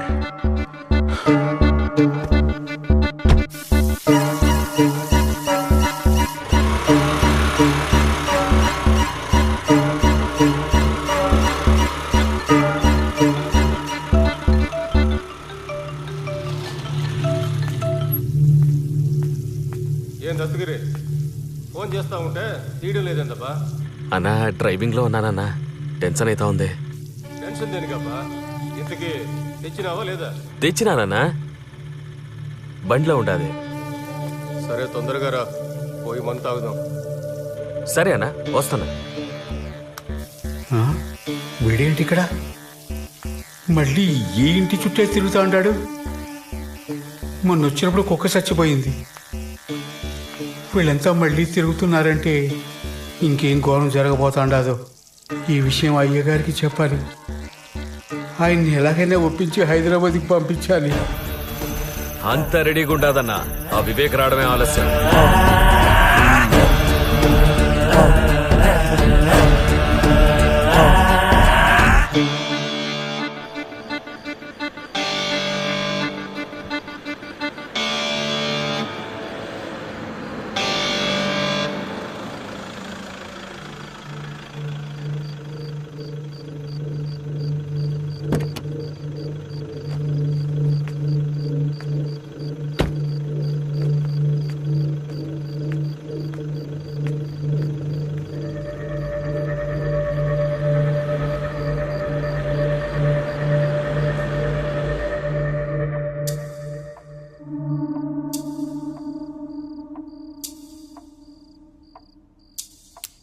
అయ్యా, డ్రైవర్ని పిలిపించి హైదరాబాద్కి వెళ్ళిపోండి అయ్యా. ఏమైందిరా? అయ్యా, మన కుక్క చనిపోయిండదు కదా, అది మంచి శకునం కాదు. ఇంట్లో ఏడ చూసినా భయం వేస్తుంది. పైగా అమ్మగారు, వాచ్మెన్ ఎవరూ లేరు. మీరు కూడా హైదరాబాద్ వెళ్ళిపోండి అయ్యా. ఈ ఒక్కసారి నేను చెప్పేది వినండి అయ్యా. నాకెందుకో మనసంతా కీడు శంకిస్తా ఉండాది. కుక్క పోయిందని నాకు బాధగానే ఉండాదిరా. అది అపశకునమే కావచ్చు, కానీ దానికి మనమేం చేస్తాం? అది కాదయ్యా, నా మాట విని హైదరాబాద్కి వెళ్ళిపోండి అయ్యా. యాడికి రాపోయేది? పులివెందులలో, పైగా నా ఇంట్లో. నాకు భయమేందిరా? నన్నెవడేం చేస్తాడు? నువ్వు దిగులు పడకుండా పోయి పడుకో. అది కాదయ్యా. నువ్వు వెళ్ళి పడుకోరా, నేను చూసుకుంటానుగా. రంగయ్య. అయ్యా.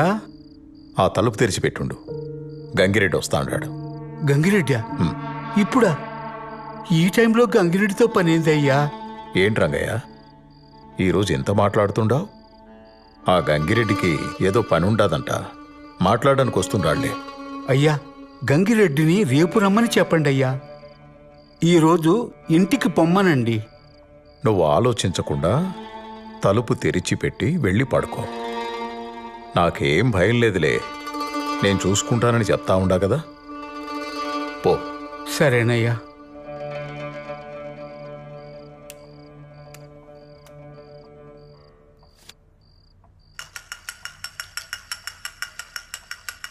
ఏందన్నా, ఇప్పుడే వచ్చినారా?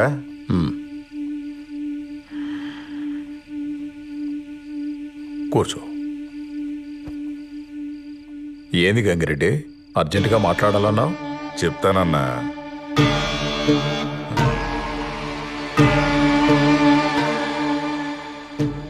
ఆ టైం కూడా వచ్చుండాది.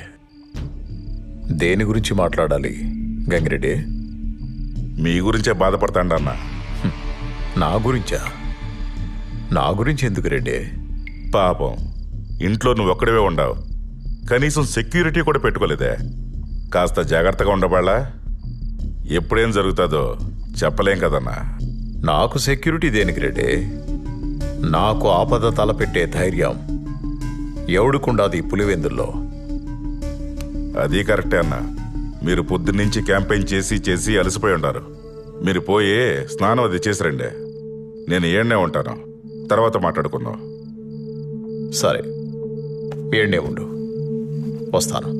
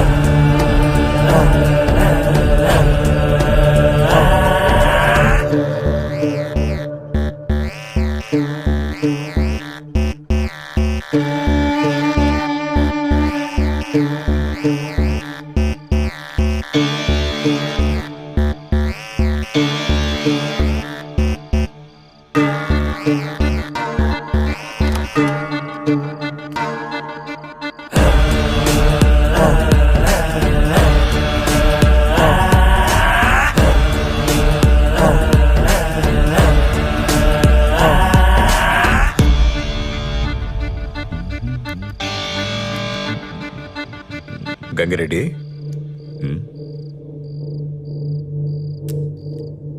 ఈ టైంలో వీళ్ళేంటి ఇక్కడ? అదేనా, ఆ బెంగళూరు సెటిల్మెంట్ గురించి మాట్లాడదామని వచ్చుంటారులే. మీరేం కంగారు పడకండి అన్నా, అంతా నేను చెప్తాలే కానీ మీరు వచ్చి కూర్చోండి అన్నా. ఆ సెటిల్మెంట్ పంచాయతీ ఎప్పుడూ అయిపోయింది కదా.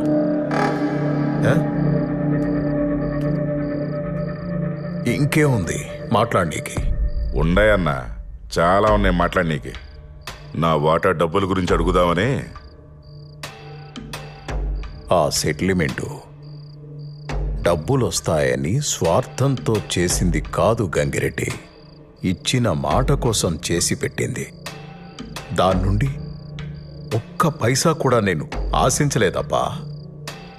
మరి నీకెందుకు ఇలాంటి దుర్బుద్ధి పుట్టిందో తెలియడం లేదు. అవును, నేను దుర్మార్గుడినే. నాకు నా డబ్బు కావాల్సిందే. నువ్వు ఇచ్చిన మాట కోసం చేసావో నీ స్వార్థం కోసం చేసావో అదంతా నాకు అనవసరం. నా డబ్బు నాకు కావాలి. ఎన్నిసార్లు చెప్పాలయ్యా నీకు? అర్థం కావట్లేదా? ఇది డబ్బుల కోసం చేసింది కాదు. దీని గురించి మర్చిపో. మళ్ళీ ఈ మ్యాటర్ గురించి మాట్లాడాల్సిన అవసరం లేదు. మాట్లాడుతూ వెళ్ళిపోతాండో. కూసో. నా డబ్బు నాకు కావాలి, నా వాటర్ నాకు కావాలి. ఇస్తావా లేదో చెప్పు. ఆల్రెడీ నీకు చెప్పాను కదా, ఇంకేముంది మాట్లాడడానికి? దీని గురించి మాట్లాడడానికి ఏమీ లేదు. అర్థమవుతుందా? అవదో, నాకు అర్థం అవ్వదు. నా వాటా నాకు కావాలి అంతే. ఇస్తావా లేదో చెప్పు. నా దగ్గర డబ్బు లేదు, నేనివ్వను. ఏంట్రా మాటలతో చెప్తే అర్థం కదా, చేతులతో చెప్పాలా? నువ్వు సెటిల్మెంట్ ని డబ్బు కోసం చేసావో దేనికోసం చేసావో మాకు తెలుసు. మా డబ్బు మాకు కావాలి, ఇస్తావా లేదా? సునీల్, వాణ్ణి అంత టార్చర్ పెట్టాల్సిన అవసరం లేదు. ఆడికి ఆల్రెడీ స్టంట్ వేశారు. కిందికి లాగి గుండె మీద 2 గుద్దు, ఊపిరి అలాగే ఆగిపోతుంది.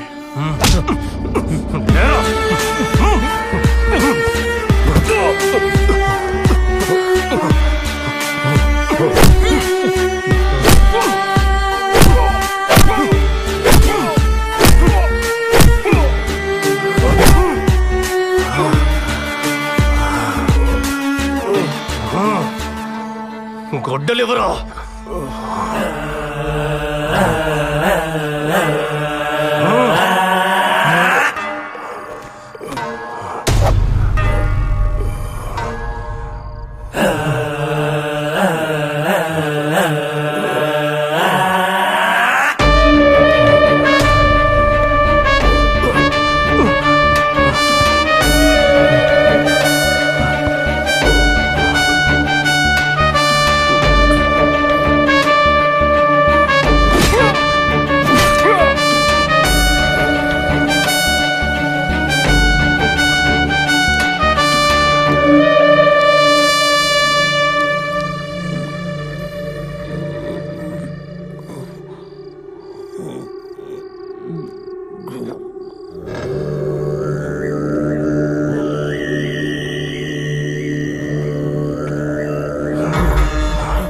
రేయ్, రాయిరా.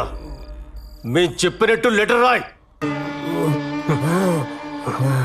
రాయమంటుంటే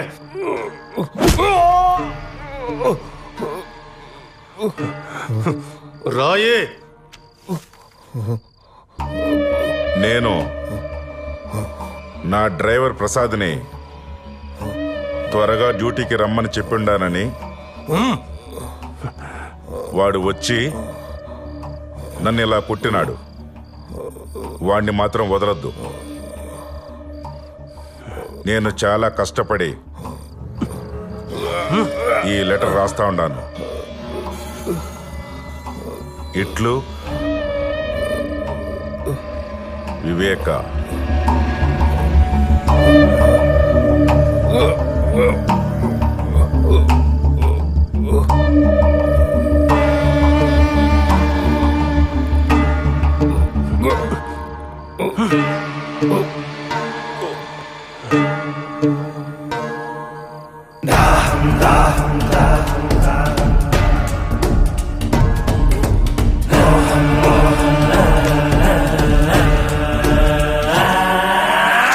దాహం దాహం అధికార దాహం,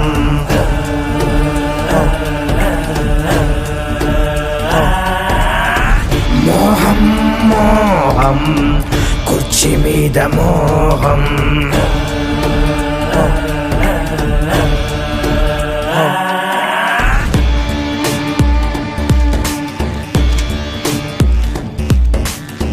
మరిచింది రక్త సంబంధం, ఆరింది పులివెందుల దీపం, పెరిగింది కోదం, ఇది జగన్నాథ వ్యూహం,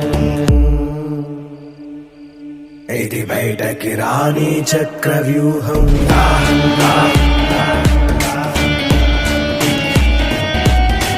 మోహం మోహం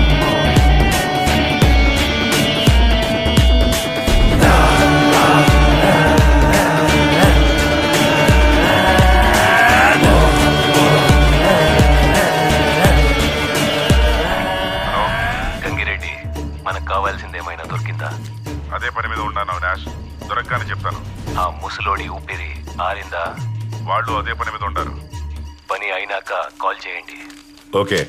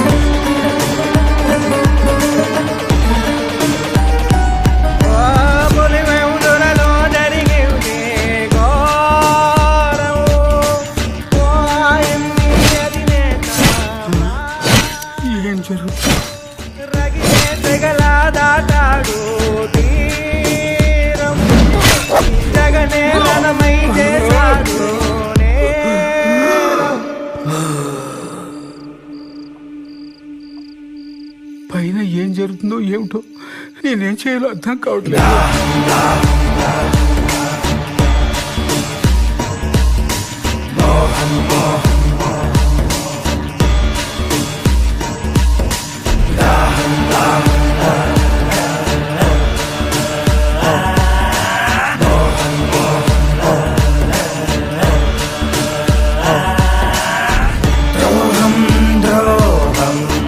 విశ్వాసద్రోహం మదనం మదనం తెర వెనక మరణం.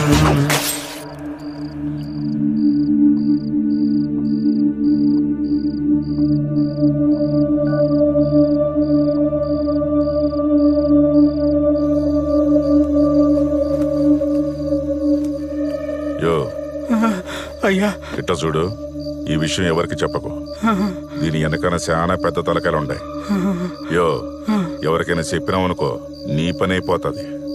ఇప్పుడు నన్ను ఏం చేయమంటారయ్యా? నువ్వేం చేయాల్సింది లేదు. నీకేమీ తెలియనట్టుగానే ఉండు. పొరపాటున నోరు జారావో నీ ప్రాణం పోతుంది. అర్థమైందా? అట్టేగనయ్యా. అయ్యో దేవుడా.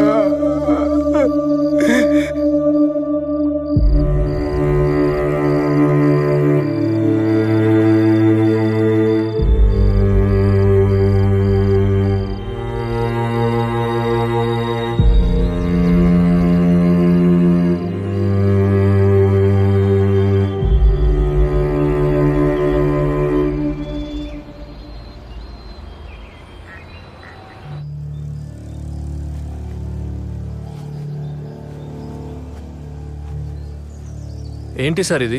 ప్రొసీజర్ ఫాలో చేయట్లేదు. ఇలా అయితే ఎవిడెన్స్ మొత్తం పాడైపోతుంది. ఇప్పుడు క్లీన్ చేయొద్దు సార్, ప్రొసీజర్ ఫాలో అవుదాం. ముందు నువ్వు కామ్గా ఉండు, మిగతావన్నీ నేను చూసుకుంటాను. అలా కాదు సార్, ఇలా చేస్తే ఆధారాలు పోతాయి. దయచేసి నా మాట వినండి.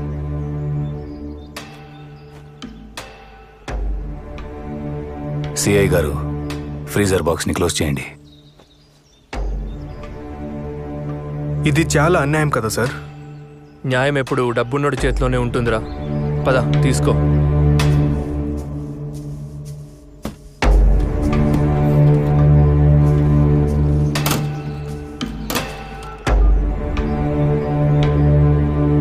అన్నా, బాబాయ్కి హార్ట్ అటాక్ అయింది.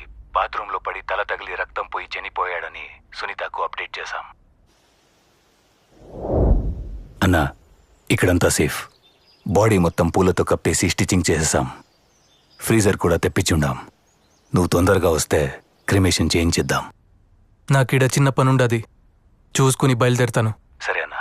ఈ లోపు నువ్వు అక్కడంతా జాగ్రత్తగా చూసుకో.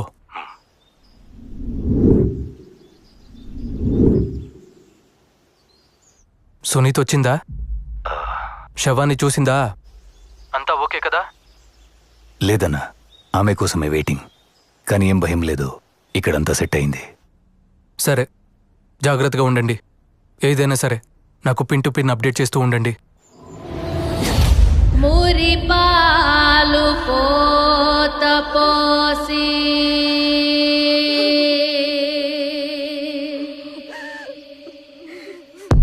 కనుపా. సరే అన్నా, సునీత వచ్చింది. నేను మళ్ళీ ఫోన్ చేస్తాను.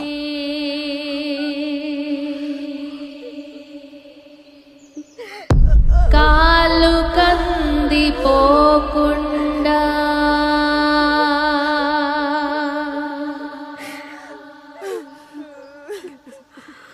నీడలాగా కాసినావు.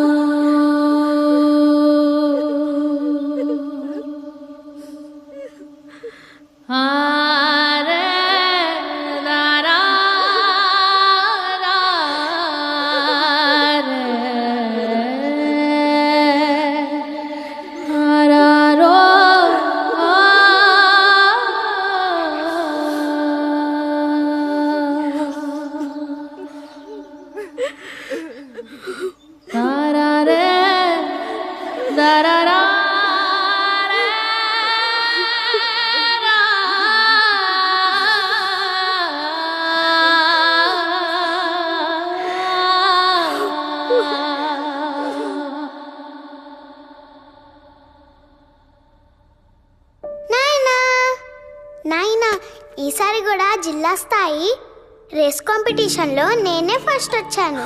ఇదిగో ప్రైజ్ కూడా ఇచ్చారు. హా. నా చిన్నారి తల్లి, అన్నిట్లో నువ్వే ఫస్ట్ వస్తావని నాకు తెలుసు. ఇంతకీ నువ్వు పెద్ద అయినాక ఏమవ్వాలనుకుంటున్నావు తల్లి?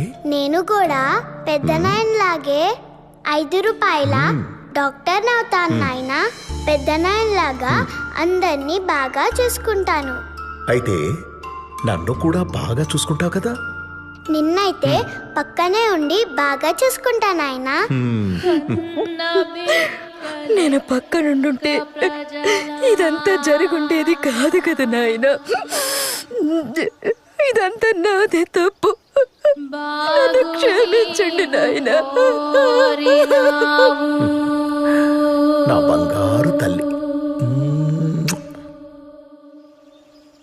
వివేకాలు పంచే నాయనా,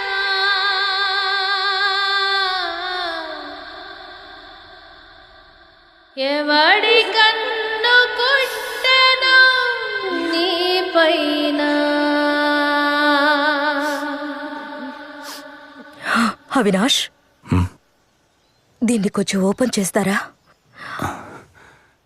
అక్క, దీన్ని ఓపెన్ చేస్తే బాడీ డీకంపోజ్ అయ్యి స్మెల్ వస్తుందేమో. అది నాకు తెలుసు. నేను కూడా డాక్టర్నే.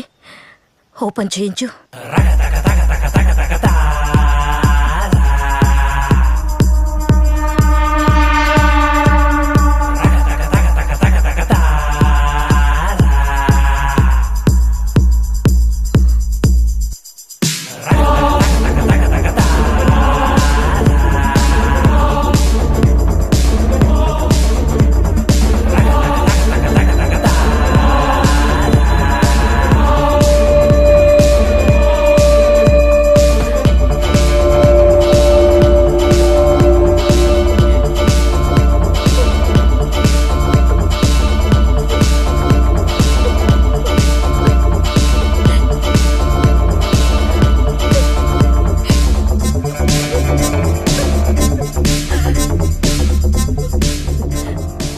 అవినాష్, నాయన బాడీని పోస్ట్ మార్టంకి పంపించు. ఎందుకక్క చచ్చిన మనిషిని మళ్ళీ చంపడం? పోస్ట్ మార్టం అంటే బాడీని చీల్చి చండాలం చేస్తారు. బాబాయ్ని ఇలాగే ప్రశాంతంగా పంపించేద్దాం. పోస్ట్ మార్టం అంతా వద్దనుకుంటా. అవినాష్, చెప్పింది చెయ్యి.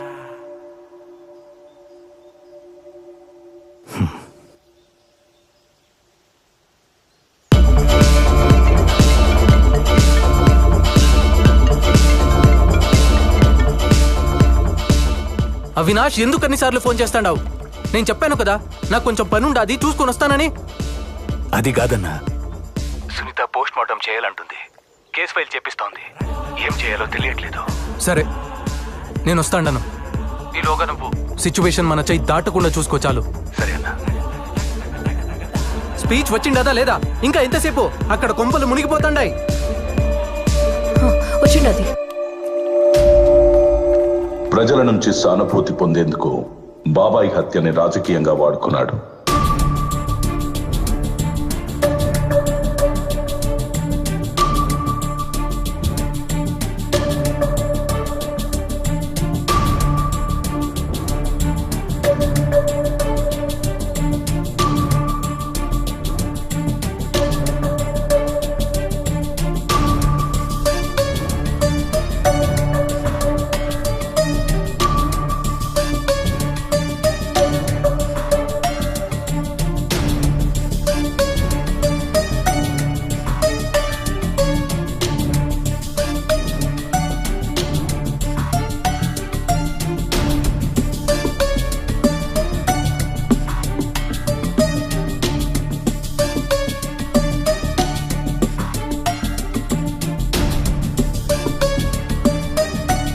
చిన్నాన్న మీద జరిగిన ఈ ఘటన నిజంగా అత్యంత దారుణమైన, రాజకీయంగా అత్యంత నీచమైన చర్య ఇది.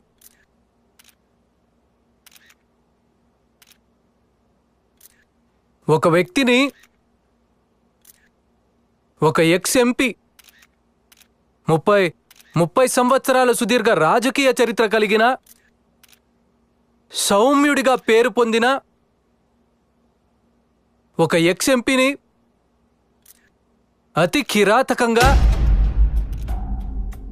ఇంట్లోకి చొరబడి చిన్నానను బెడ్రూమ్లో బెడ్ పక్కన గొడ్డలితో నరకడం జరిగింది.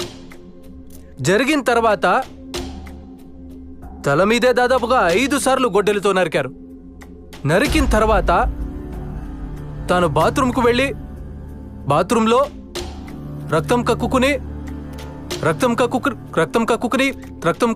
బాత్రూంలో, ఆ తర్వాత బెడ్రూమ్ నుంచి బెడ్ పక్క నుంచి బాత్రూమ్ దాకా తీసుకుపోయారు.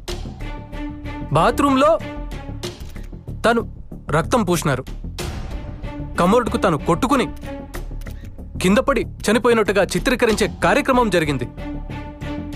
మరి నేను అడుగుతా ఉన్నాను, ఇంత పగడ్బందీగా చిన్నానను బెడ్రూమ్లో బెడ్ పక్కన అటాక్ చేసి అదే మనిషిని ఎత్తుకుని పోయి బాత్రూంలో మళ్ళీ ఆ యాక్ట్ని ఎనాక్ట్ చేసి కమోరుడుకు రక్తాన్ని కూడా చూపిస్తూ ఇంత పగడ్బందీగా ఆయన స్పృహ తప్పి పడిపోయే క్రమంలో తాను చనిపోయినట్టుగా ఫ్యాబ్రికేట్ చేసి చూపిస్తా ఉన్నప్పుడు చిన్నాన how can he write a letter? అంటే ఏంటి, వాళ్ళ సమక్షంలోనే తాను లెటర్ రాస్తాడా? అంటే తన సమక్షంలో వాళ్ళు రక్తంతో కూడిన లెటర్ రాయగలుగుతాడా? తన సమక్షంలో వాళ్ళు చంపించే హంతకుల సమక్షంలోనే తాను లెటర్ రాస్తూ ఉంటే ఆ హంతకులు చూస్తూ ఊరుకుంటారా? అంటే దాని అర్థం ఏంటి అనంటే ఆ లెటర్ కూడా ఫ్యాబ్రికేటెడ్ లెటరే అని. ఒక లెటర్ని కూడా ఫ్యాబ్రికేట్ చేసి పోలీసులు చూపిస్తున్నారు అనంటే, ఒక డ్రైవర్ మీద నేరాన్ని నెడుతూ ఒక పోలీసులు ఒక ఫ్యాబ్రికేటెడ్ లెటర్ని కూడా చూపిస్తున్నారు అనంటే టోటల్గా ఈ వ్యవహారం అంతా కాన్స్పిరసీ తీరు నుంచి పక్కకు పోయి ఒక ఎక్స్ ఎంపీని అత్యంత దారుణంగా చంపారన్న విషయం మీద నుంచి పక్కకు పోయి ఒక సౌమ్యుణ్ణి అన్యాయంగా చంపినారన్న అంశం మీద నుంచి పక్కకు పోయి టోటల్గా ఈ విషయాన్ని వేరే పద్ధతులకి తీసుకెళ్లే కార్యక్రమం దగ్గరుండి జరుగుతూ ఉంది అక్కడ. అందుకనే నేను గట్టిగా డిమాండ్ చేస్తా ఉన్నాను, we want a CBI enquiry. ఆ రోజుల్లో నాన్న ప్రతిపక్ష నాయకుడిగా ఉన్నప్పుడు రాజారెడ్డిగా అబ్బని చంపినప్పుడు చంద్రబాబు నాయుడే, నాన్నగారు ప్రతిపక్షంలో ఉన్నప్పుడు రాజారెడ్డిగా అబ్బని చంపినప్పుడు చంద్రబాబు నాయుడే, మళ్ళా నాన్నగారు హెలికాప్టర్ క్రాష్ లో చనిపోయినప్పుడు అసెంబ్లీలో అన్న మాటలు చంద్రబాబు నాయుడు గారే, నాన్నగారు హెలికాప్టర్ క్రాష్ లో చనిపోయినప్పుడు అసెంబ్లీలో అన్న మాటలు చంద్రబాబు నాయుడు గారే, నా మీద దాడి జరిగినప్పుడు చంద్రబాబు నాయుడు గారే ముఖ్యమంత్రిగా ఉన్న వ్యక్తి, నా మీద దాడి జరిగినప్పుడు చంద్రబాబు నాయుడు గారే ముఖ్యమంత్రిగా ఉన్న వ్యక్తి. ఇవాళ చిన్నాయన మీద దాడి జరిగిన నేపథ్యంలో ముఖ్యమంత్రిగా ఉన్న వ్యక్తి మళ్ళీ చంద్రబాబు నాయుడే. మళ్ళీ ఇవాళ చిన్నాయన మీద దాడి జరిగిన నేపథ్యంలో ముఖ్యమంత్రిగా ఉన్న వ్యక్తి మళ్ళీ చంద్రబాబు నాయుడు గారే. ఇలా ఎటు చూసినా కూడా కాన్స్పిరసీ తీరే కనిపిస్తా ఉంది. అందుకనే మేము గట్టిగా డిమాండ్ చేస్తా ఉన్నాము, we want a CBI enquiry. CBI enquiry చేయిస్తేనే ఈ రాష్ట్ర ప్రభుత్వ అధికారులు చంద్రబాబు నాయుడు గారికి రిపోర్ట్ చేసే పరిస్థితి నుంచి పక్కకు పోయి, ఎప్పుడైతే రాష్ట్ర ప్రభుత్వ అధికారులు ఎంక్వైరీని చంద్రబాబు నాయుడు గారికి రిపోర్ట్ చేయని పరిస్థితి ఏర్పడుతుందో అప్పుడే ఖచ్చితంగా న్యాయం అనేది జరుగుతుంది. ఎక్కడ చూసినా కూడా కాన్స్పిరసీ థియరీ కనిపిస్తా ఉంది. సిబిఐ ఎంక్వైరీ చేస్తేనే రాష్ట్ర ప్రభుత్వ అధికారుల చేతిలో నుంచి ఈ ఎంక్వైరీ చంద్రబాబు నాయుడు గారికి రిపోర్ట్ చేసే పరిస్థితి నుంచి బయటికి పోయి, ఎప్పుడైతే చంద్రబాబు నాయుడు గారికి రిపోర్ట్ చేసే పరిస్థితి నుంచి ఇండిపెండెంట్ గా ఎంక్వైరీ చేసే పరిస్థితి ఎప్పుడైతే వస్తుందో అప్పుడే న్యాయం అనేది ఖచ్చితంగా జరుగుతుంది. సో అందుకనే నిజాలు బయటికి రావాలి, చేసిన వాళ్ళు ఎవరైనా కూడా వాళ్ళ మూలాలు తెలియాలి. అందుకనే వి డిమాండింగ్ ఎ సిబిఐ ఎంక్వైరీ. ఈ సిబిఐ ఎంక్వైరీ కోసం we will represent to everybody whomsoever needs to be represented. So we are demanding a CBI inquiry. ఈ CBI inquiry కోసం we will represent to everybody whomsoever needs to be represented.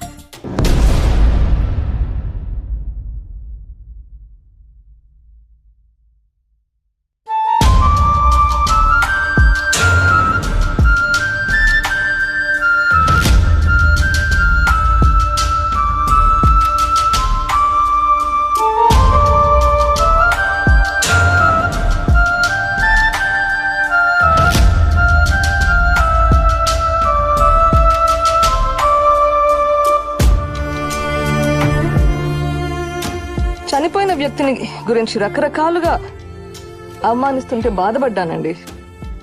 కూతురిగా మరింత కుంగించినాను. ఒక పెద్ద family మీద ఇన్ని మచ్చలు ఆరోపణలు వస్తుంటే తట్టుకోవడం ఎవరికైనా కష్టం. ఫేర్గా విచారణ జరగాలి. దోషులు ఎవరైనా, ఎంతటి వారైనా శిక్ష పడాలి. ఇంతకు మించి ఈ స్టేజ్లో నేను ఏం చెప్పినా గానీ బాగుండదండి. నా బాధను అర్థం చేసుకోండి. I just want a fair investigation at this point. కన్న బిడ్డ లెక్క ప్రజలా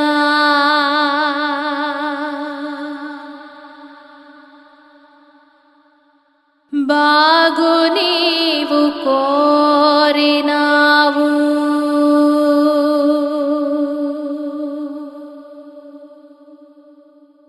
వివేకాలు పంచే నాయనా,